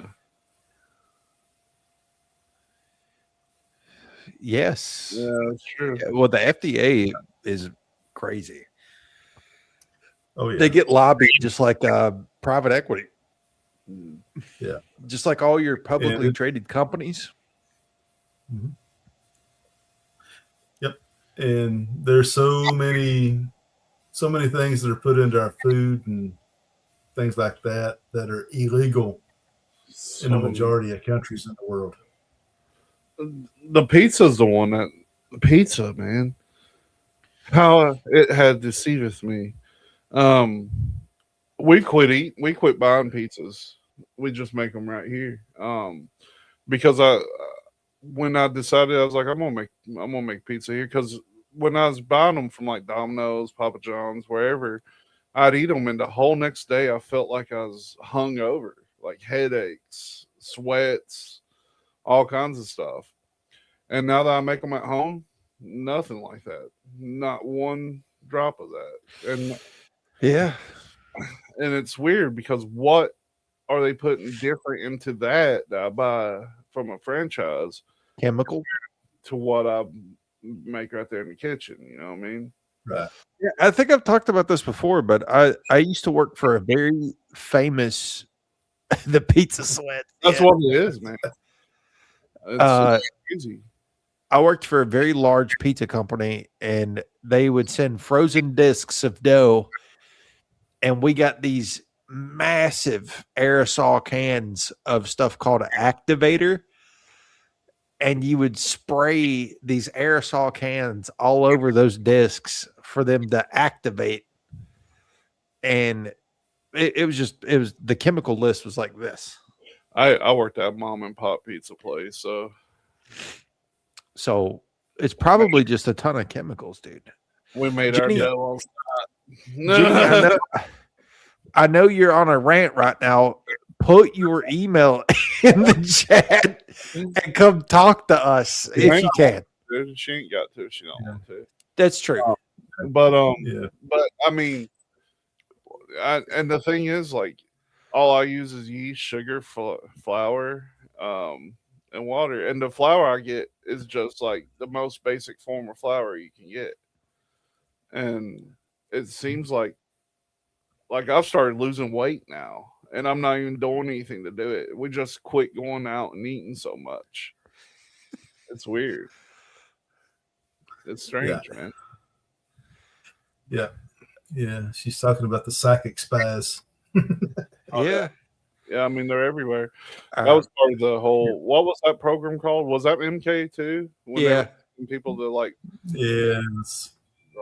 Looking. Well, it was a lot of stuff. Yeah. That gets into like the Joe McMoneagle stuff too. Mm-hmm. But Sure I don't know does. what this video. I don't know why I saved this video. This is Glam Ham. Let me see. Okay. The day the world changed. Feb 4, 2004. The date everything changed. We'll get to that. Did you know that in 2003, DARPA, everyone's favorite black budget science lab, started a project called LifeLog? The idea was to create a searchable database of your entire life. And you would do this voluntarily. Just tiny things like your location, purchases, phone calls. What does that sound like? I mean, it's physiological data, relationships, what you read, said, looked at, listened to, and of course, what you ate. So you'd wear sensors and cameras all day, and the system could build a surrogate memory of your entire existence and predict behavioral patterns. But don't worry, there was a huge backlash on privacy and mass surveillance. Officially, Feb 4th, 2004, it was publicly revealed by Wired that the Pentagon had dropped the idea of digitally cataloging your entire life, citing reasons like a redirection of DARPA priorities. But even an admin trying to process the cancellation request seemed to want more, noting not a lot of meat on them bones. It was like LifeLog was cancelled so fast, the paperwork couldn't keep up. So yeah, Feb 4, 2004, the world heard about the end of LifeLog, and nothing else was announced on Feb 4th, 2004. Except the launch of Facebook. Obviously, not a company where you would voluntarily surrender your personal life things like your location, purchases, phone calls, emails, physiological data, relationships, what you said, heard, listened to, and definitely not what you ate. So, no proven connection between Facebook and DARPA, except in 2016 when Facebook hired a former head of DARPA to head up its confidential projects lab. But is that a connection? I don't know. That is not what I am saying, TikTok. So, let me know what you think, and I'll see you in the comments. Take care. This is what we talked about before. Like literally LifeLock was Facebook, but it couldn't get traction because it was created by DARPA. So they handed it off. Essentially, is what happened. Well, one of the videos that I did not end up playing was how the next gen AirPods are going to have cameras in them looking outwards. Really? Yeah. Oh no! Copilot. What about Copilot?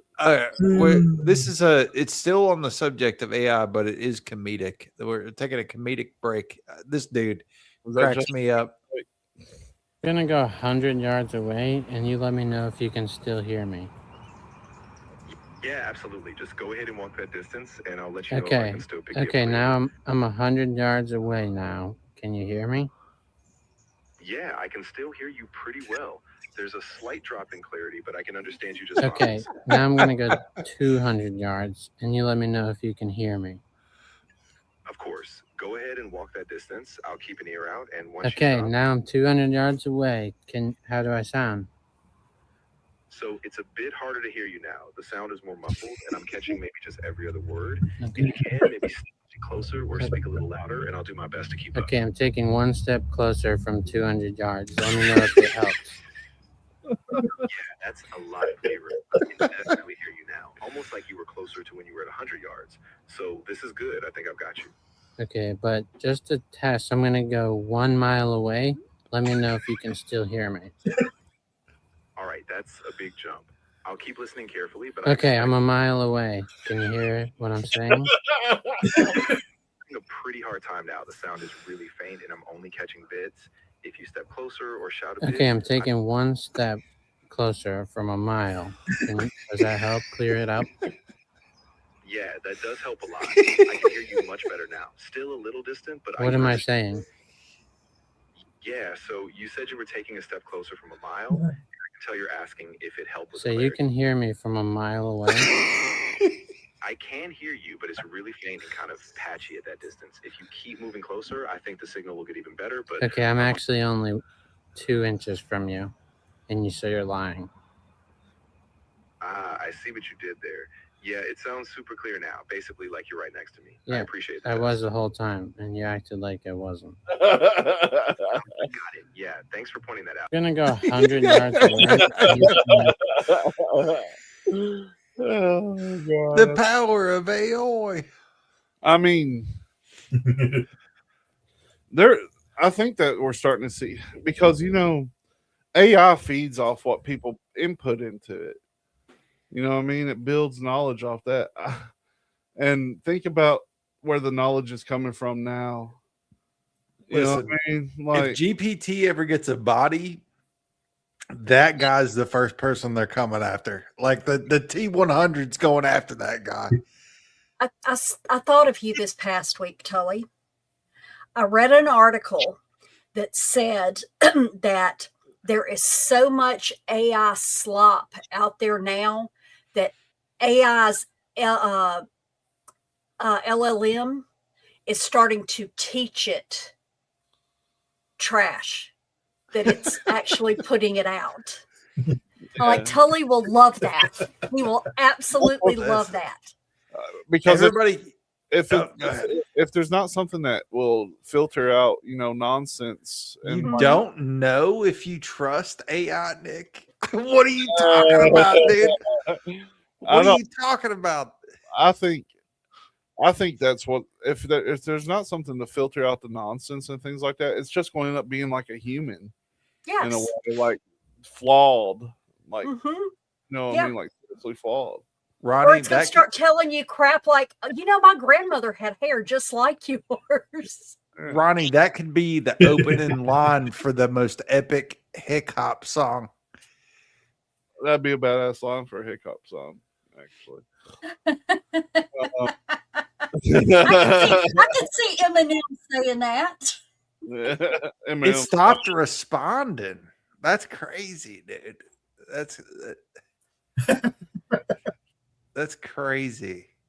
Yeah, I mean, it's wild, man. I've messed with AI a little bit, trying to trick it into things like that.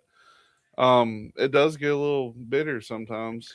This keeps coming up that, and there's another video in this stack that this is a recurring theme, that after 2027, there will be no recourse for the trajectory that we're on. Oh yeah, with the data centers and the AI and stuff, like that, it will be unpullable out of our system. Mm-hmm. I still want to know why. I'm dying. That's hilarious. I still want to know why we need 5,000 AI centers in the U.S. and there aren't 500 in the rest of the world combined. Well, Mhm. bunkers. Yes, I've heard that theory also. Bunkers, in my opinion. Because the AI centers are already creating AI. AI is here. It is being created. Why do they need more data centers? Are LLMs really AI, though? Is GPT in general really AI? Do you guys believe that? No, not true AI, because true AI would be its own thing. Like it'd be its own business. It is smart, but to me, it's nothing more than like a glorified Google. It's a scraper. Yeah. Right. Yeah. Right. Yeah.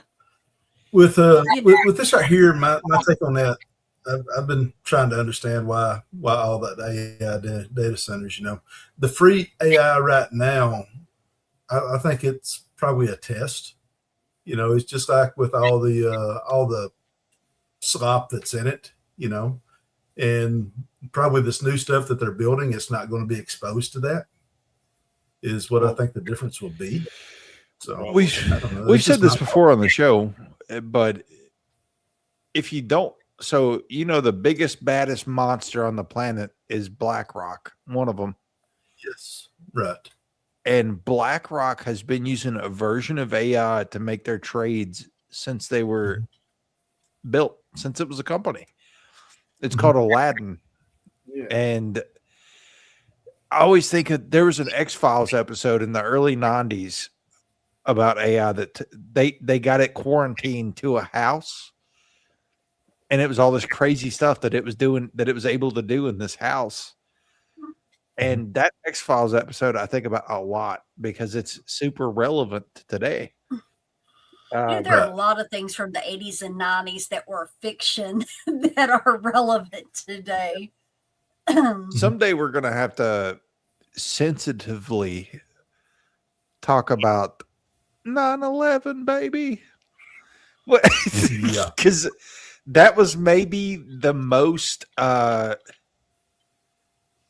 precognition, like flagged event in pop culture history. They talked about the towers dropping for 10 years before it happened. Yeah. Well, it's just like that portrait that Jeff had, of W sitting down on the floor with the planes, and he had the little model towers, and he was flying the plane around in his hand. Yeah, that's that was really interesting. I don't disagree with the understanding of infrastructure. And maybe that's part of the design, though. Like, I was thinking about this again. We've talked about this too, and I'm sorry for beating the dead horse, but the biggest ruse in all of this surveillance and AI and technology and infringement of our privacy is that they made it to where we thought it was our idea. Yeah. Like, it's your idea to get on Facebook. It's your idea to get this entertainment. It's your idea to have this guy. And if you don't, then you're a nomad. Like, you aren't capable. If you don't have a cell phone now, you aren't capable of existing in this world, like the world that you're watching us on right now. Mm-hmm.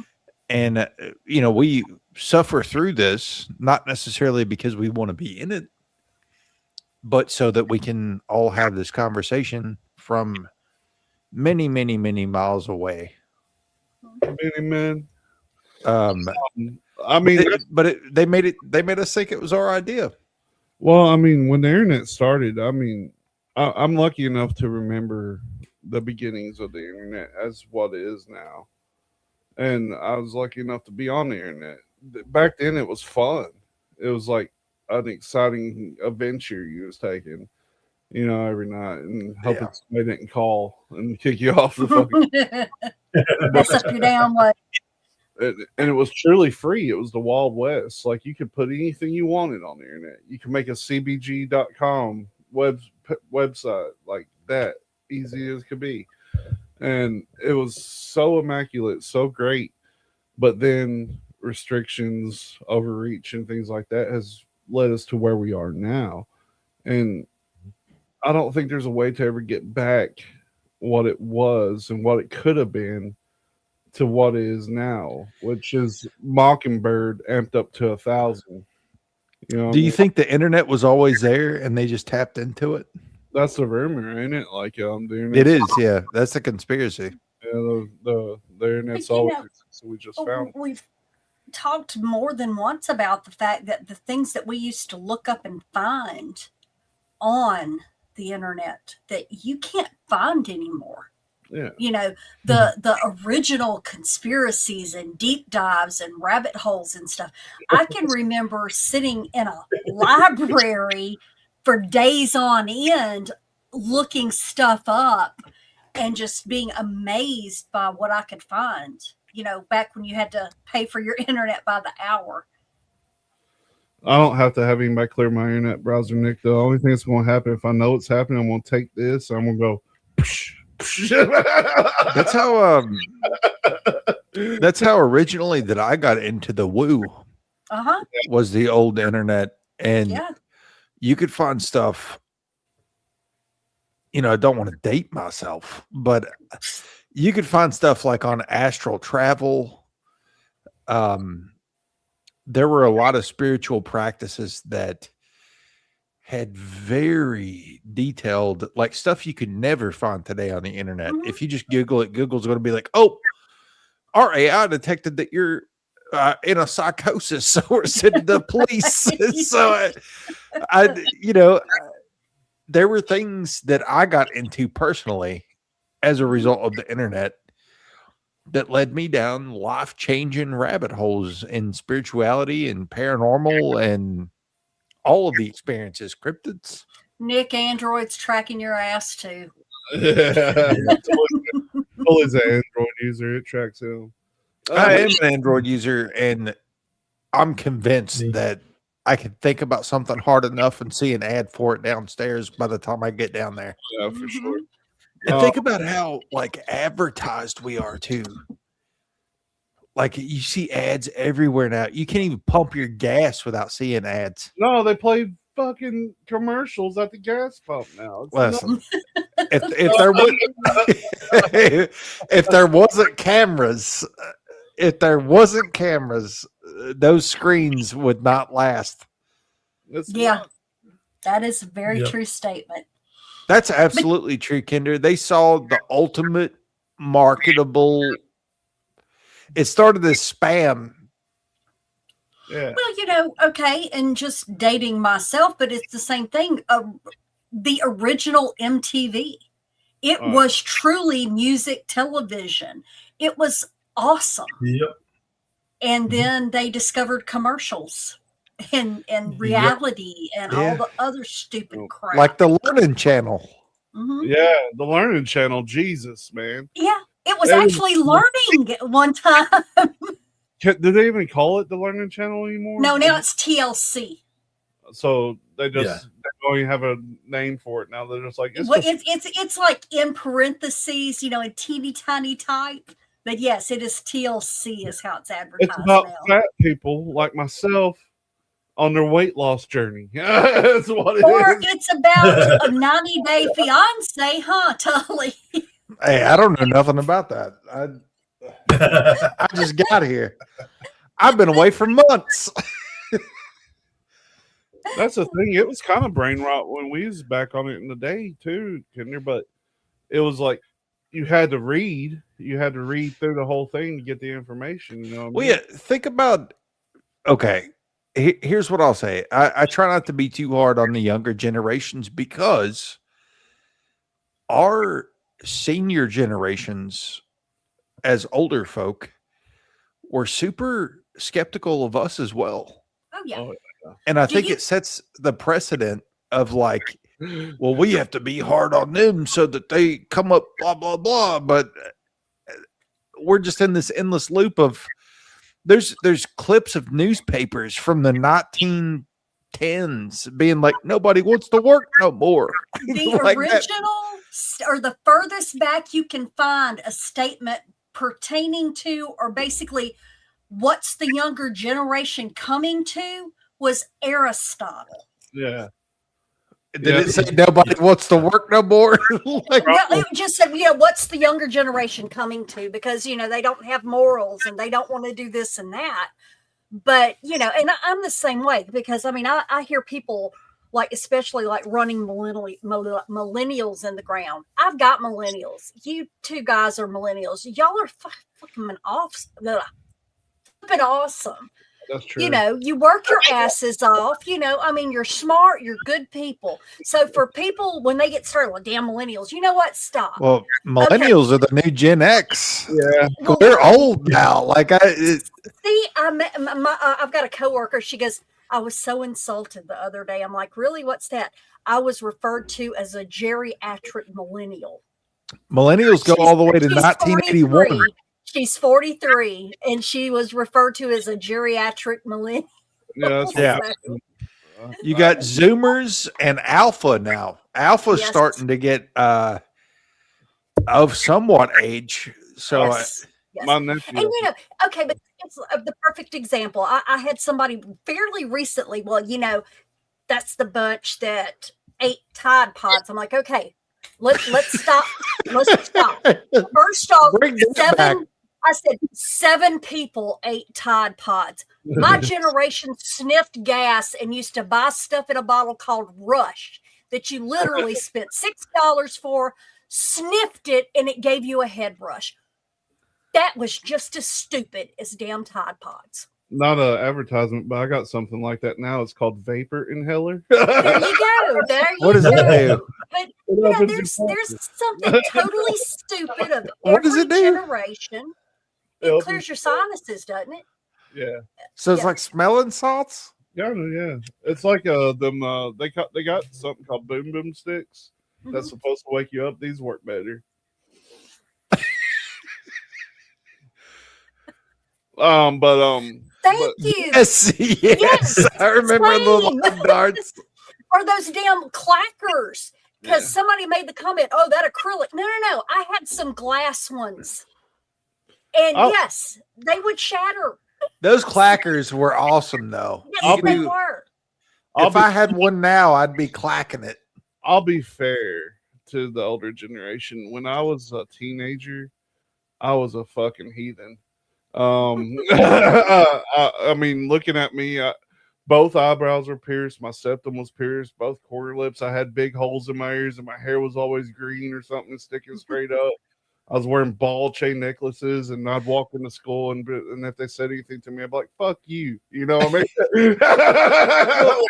Like I was a DJ. Here's all I'm saying is, not that I'm singing Kumbaya. I'm just saying, if we've been in this endless cycle of hate your younger generation, why don't we try something different? Like unification of, just not being as crazy about it. Like I was talking to somebody, I won't say their name, but he's a boomer, and we were talking about current events, and I was like, the younger generation's completely against that, and so am I. And they were like, well, what you don't understand is the younger generation, they don't know any history. They're not getting taught history.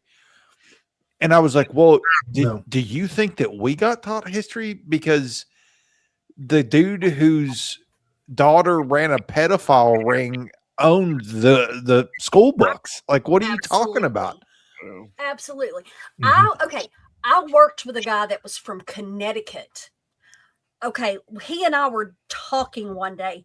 I did not know that we had Japanese internment camps in the United States until I went to college. That was not taught to me in school. He was taught that in middle school. The South was taught a different history than the North was. I was told how the slaves had it made because their owners were so good to them. It's going to come out. Bullshit. It's going to be that again, though, because like there are camps all over the world with countries who we don't like to talk about. And y'all, we are in the middle of idiocracy. Sorry. Go ahead. Yeah. We're at the beginning. And Wikipedia, that's crazy. It used to be like, I remember I used to go every day and change something on Abraham Lincoln's page. and and they don't let me do that anymore. So Wikipedia is definitely controlled ops. I mean, it's weird. I do have a little faith in this new generation, but they need to learn social cues. Like the kids I know that are like 10 to 14, they're hyper intelligent, almost every one of them, like smart, but they have zero social cues, like none. That's because of the iPad, dude. That's weird, man. Like, I don't want to talk about him on here because he's getting of age now and he watches this, but I'm going to. My nephew, he's really smart. He's really smart. He's a sweet kid too. He's really sweet. But when I was his age, I was doing some pre-debaucherous stuff, and like he's still like a kid. You know what I mean? Like he's not really going out and hang out with friends and stuff like that. It's weird to me. Maybe it's that elder. Maybe it's that J action millennial shit he was talking about. Well, that's another one of the things that I argue with people a lot about is music, especially go to get to talking about. Yes, okay, all right, Ronnie. When people get going on the Super Bowl, I'm like, here's the thing. If you don't like something, change the channel. Yeah. My kids hated my music. I hated my parents' music. My parents hated their parents' music. Every generation thinks their music's the best. That's just part of it. But if you're honest about it, realistic about it, and give it a chance, every generation's got some good music. But it's not ever going to be what you grew up with. It's not ever going to be yours. So, yeah, I think I some of the never crap, liked 90s music. yeah, I love 90s music. I don't. me too. I love music. See, I'm that Sugar Ray person was though. good. Honest to God, if you pull up my playlist right now, there is not one genre that's not covered, and there is not one decade that is You not know what, though? covered. I didn't like the 80s. In 1997 or whatever it was, my cousin handed me a CD player and was like, listen to this. And I heard Wait and Bleed for the first time. So and if I'm like, oh man, like this is a banger. And that was my introduction to heavier music. And that's why I like heavy music, I think. Pantera was my introduction. Landa, my kids, I my wouldn't son call and that I like heavy each music. other's music. Pantera's heavy as it gets, brother. No. You run Come your on. mouth while I'm not around. It's easy to achieve. Crowbar was around before Pantera. Try to fake friends that sympathize. The first like mainstream metal band was Slipknot, I think. You think? Yeah, like Uber, like they're as big as the Backstreet Boys in the 90s. Yeah, I'm a Swift. I literally couldn't name you one song. I don't know. I almost feel like I'll have to look this up before I say what I'm about to I'm say. sure she's got good stuff out there, but I think Honestly, I am not a fan of her music, but I am such a fan of her works. Like, if she goes to a town and does a concert, she's going to fill up the food bank locally and stuff like that. And I will always respect that. That somebody that gives back to the communities that they're, her having dad, an impact on. Her dad was something big in the government setting, and Yeah. how she was like 13 or 14 years old, and Yeah, she was really young. Yeah. Okay, so this is going to be close. Pantera and Crowbar started about the same time. I would say Crowbar is way heavier than Pantera. Pantera's just. I wouldn't want a fist fight Phil Anselmo. I don't know. He's kind of geriatric. Well, now he's old. Yeah, I'd throw down with him now, sure. But back then, even heroin Phil, you know what I mean? Like, he's brutal. Well, yeah. I mean, there are some iconic moments for Dimebag sure. Darrell. I mean, Dimebag. Oh, I'm not saying they weren't uber big. I'm just saying they weren't the heaviest. Go listen to Guns N' Roses or something. Crowbar all the way for. I feel so old right now because, like my first two concerts. Well, no, my first concert was Kiss with makeup when I was about 8 years old. But my first adult accompanied concert was Judas Priest, followed by That's awesome. Ozzy Osbourne. I've So, seen see, Kiss Yeah, with or without makeup. with makeup in Nolan's.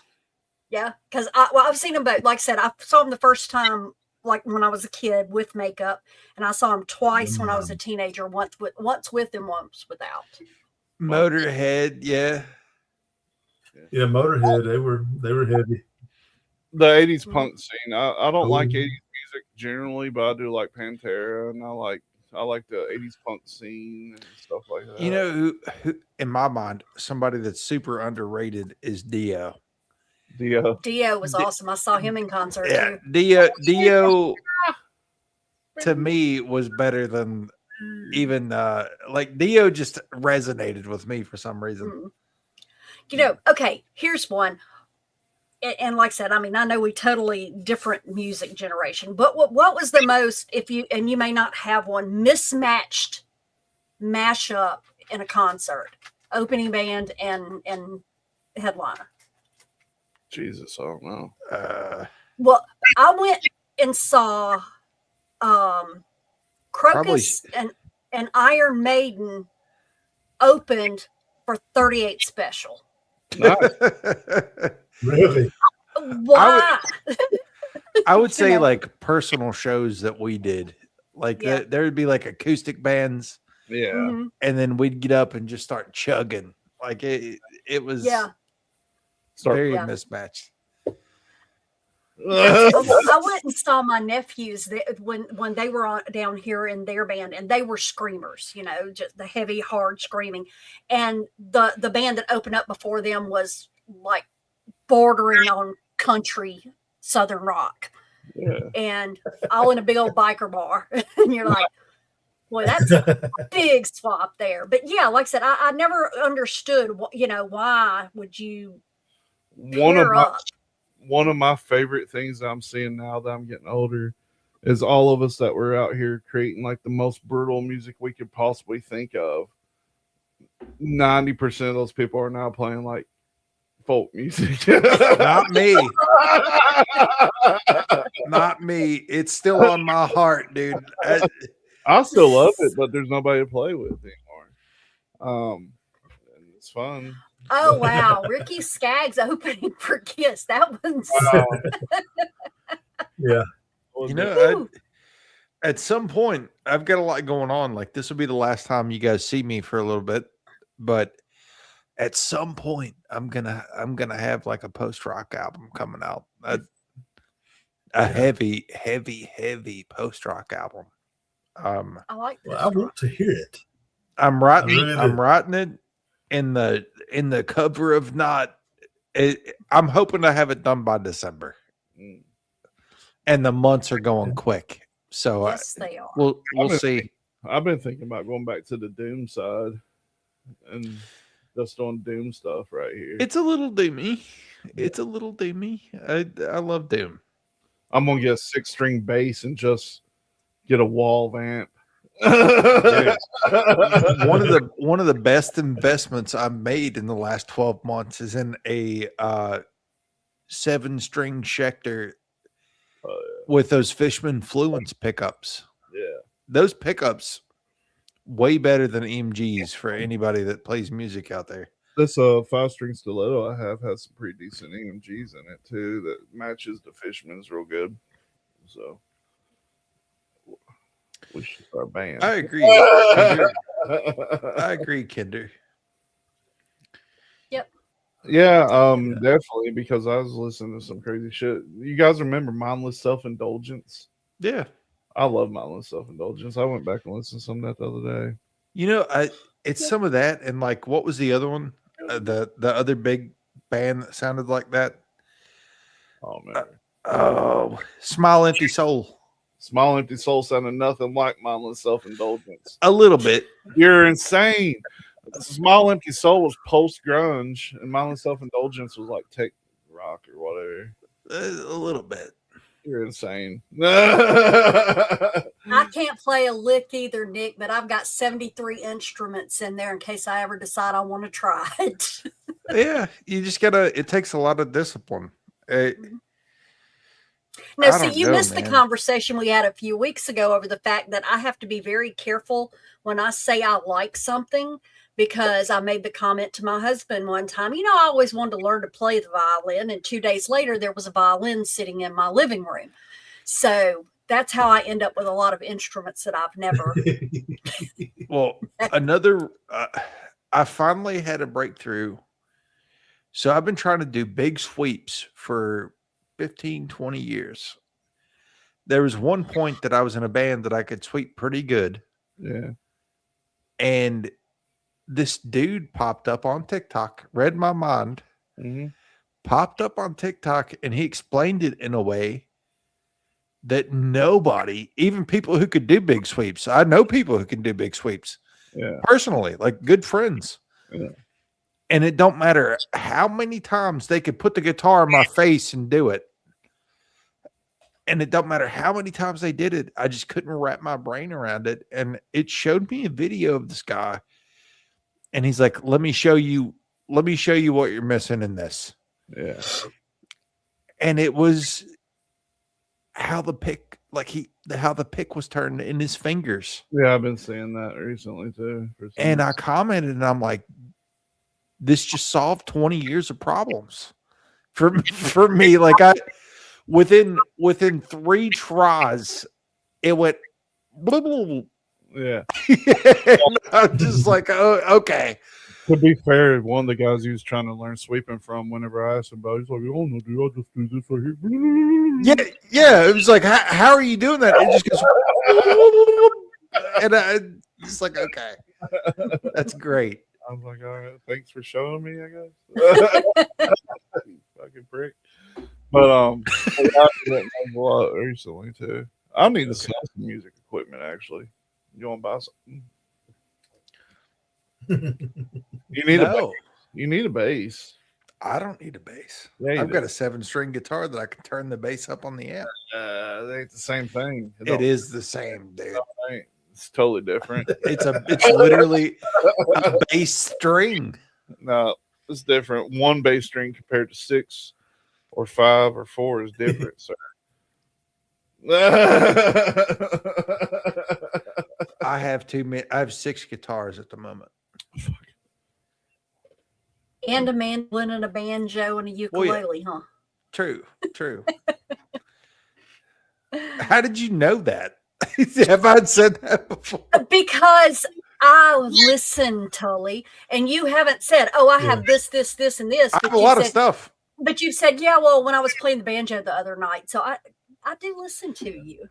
I've got looks like probably about 17 different things in the house. I've got at the moment. I have in the drum set in the closet. I have a Gibson LP, a Gibson SG, 2 Fender Telecasters that are the pickups are set up different. The 7-string Schecter, and I have a Taylor acoustic at the moment. You need to buy this Kelly off of me. Because you don't have a Kelly. That's true. That's true. You don't even have a Jackson, bro. Come on. Listen, I ended up getting that guitar off this lady. She has a legit band. That's what I'm talking about, Landa. So you did get that? You got that Les Paul? I got the LP, yeah, and it is immaculate. She met me from Nashville, and the guitar's name's Juanita. Really? It already has a name? Yep, she told me to keep the name. The guitar's name's Juanita, and it is hot. It's a hot guitar. You need to buy this. Dude, that ain't my that ain't my jam. I don't like it either. I like guitars that don't look like they'll chug. That'd be fun. I love that actually. Tully and I was in a pretty badass metal band there for a while, but while we was in there, I was like, man, we suck. Yeah, that was part of the problem. Is Cecil was like, manifestation. Yeah. Cecil was de-manifesting our band. Well, he's really good too.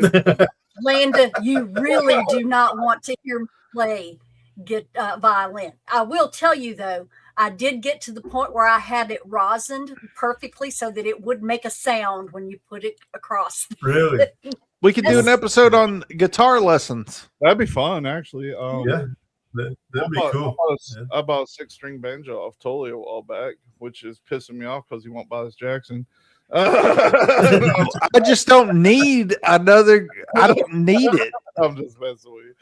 But if you were like, it has these pickups that are just like it's a slot in between. So, dude, I have a huge range of tone right now. It's insane. I'm sure it's got a different tone than you got. I promise you that. And what's crazy is maybe the most outpaced guitar that I have right now is one of the Gibsons. The band Tully Really? and I was in has no digital trace anymore. It was on MySpace. It's been completely wiped. It was called We the Plague. Yep, that was way before Facebook. Yeah. Amanda, I've got a kid that plays trumpet and one that plays saxophone. Before that is Obsessions of Betrayal. You remember that band? Yeah. Betrayal. We wrote some bangers out of those early ones, though, that we took to the. Yeah. And I was in a band later called Vengeance is Mine that wanted to cover one of our songs. I was like, that's weird. All right, then.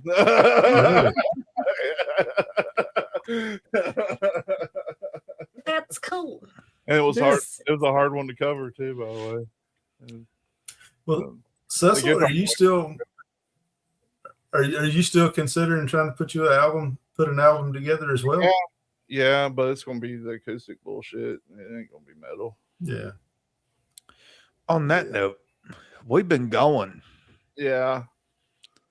People. I ate Whataburger at 12 o'clock today. I'm getting hungry again. My husband fried fish and hush puppies and onion petals that we actually dug up today. Nice. Oh, cool. And everything, and cooked it for me before we came on tonight. So that was Well, cool. we was going to go to In-N-Out because we've never had it before, and we was in an area that had it, and we pulled into the parking lot, massive parking lot, by the way, full, and there was a line coming out the door. I bet there was probably 200 people there. Mandy says there couldn't be more than 50, but she has a hard time counting. And then I looked at the drive-thru, and I guarantee there was 60 cars in the drive-thru. I was like, yeah, this ain't happening today. I've never been to an In-N-Out burger. Yeah. I have a bunch. I used to go to Arizona a lot, and what? Wow. Okay, we got to go. I forget what I was about to say. We got to get out of here. We'll try to be back next Friday. I don't know what my schedule's going to look like just yet with this new opportunity that I'm having to go through. Well, I would say not next weekend or the week after, but maybe the week after that, I'll be back. All right, cool. I told you you don't get to go to Florida this year. I'm sure my schedule. And I know you're ignoring me. I'm sure my schedule will be pretty much what it is now, but I just got to see. And I won't. Would it? Well, no, I can't. Do Saturday for a okay. while. I thought Landa said that, and I'm like, okay, I just married Ronnie though. Yeah. Well, no, Landa said she needed to get a husband. Okay. I want to know why. Hey, it's a, you know what? The ring is a spiritual one in this case.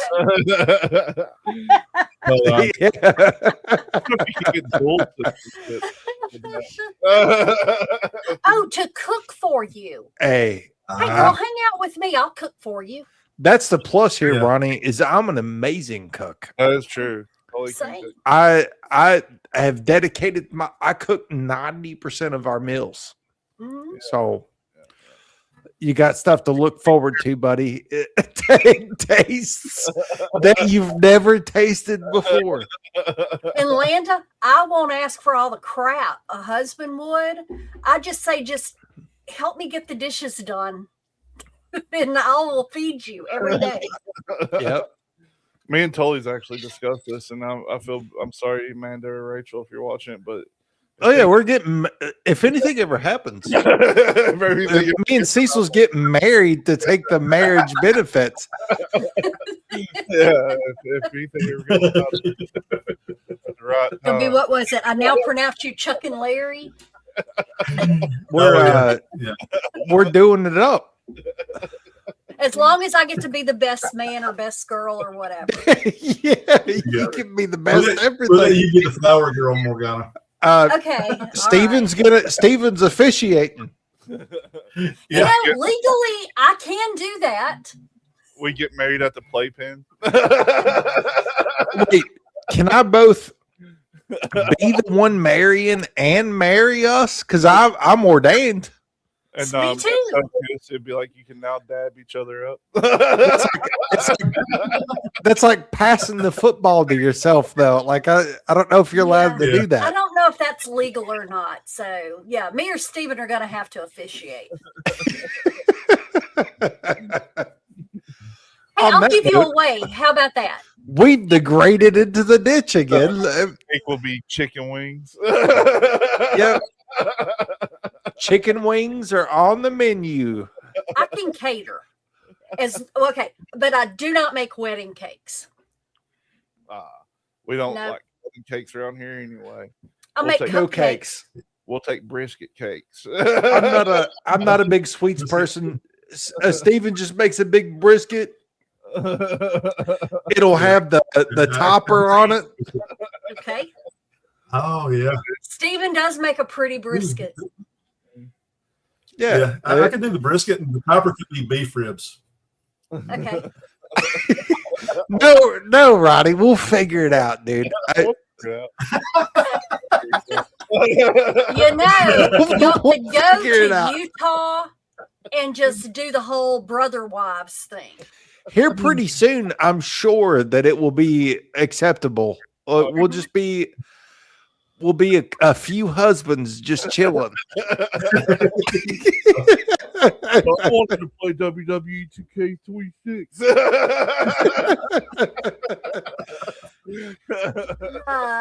That's right, Landa. Never trust a streamer. Hey, I don't consider myself a streamer. I'm just a dude having conversations in front of the world every week, or sometimes every week. Anyway, thank you all so much for tuning in tonight, and we'll be back probably Friday, maybe Saturday. We'll have to discuss it. Missed you guys. Things are weird right now, but everything will get back on track soon enough. And thank you all for tuning in every night. And every night, every time that we come on, every night, a lot of things are on hold right now. Till Death That We Watch is on hold, and Between Us is on hold. Cosmic Crumbs is on hold, to my knowledge. Mm-hmm. It's just summertime, you know. Summertime when the beats go Watching up. Weird is on hold. I don't need no Santeria. Watching Weird on hold. Don't need no crystal ball. Do you have $1 though? Summertime. $1 by spinning off. So we'll send out notification though, and we look forward to seeing you all again. And thank you for watching us, because we are watching you. Peace.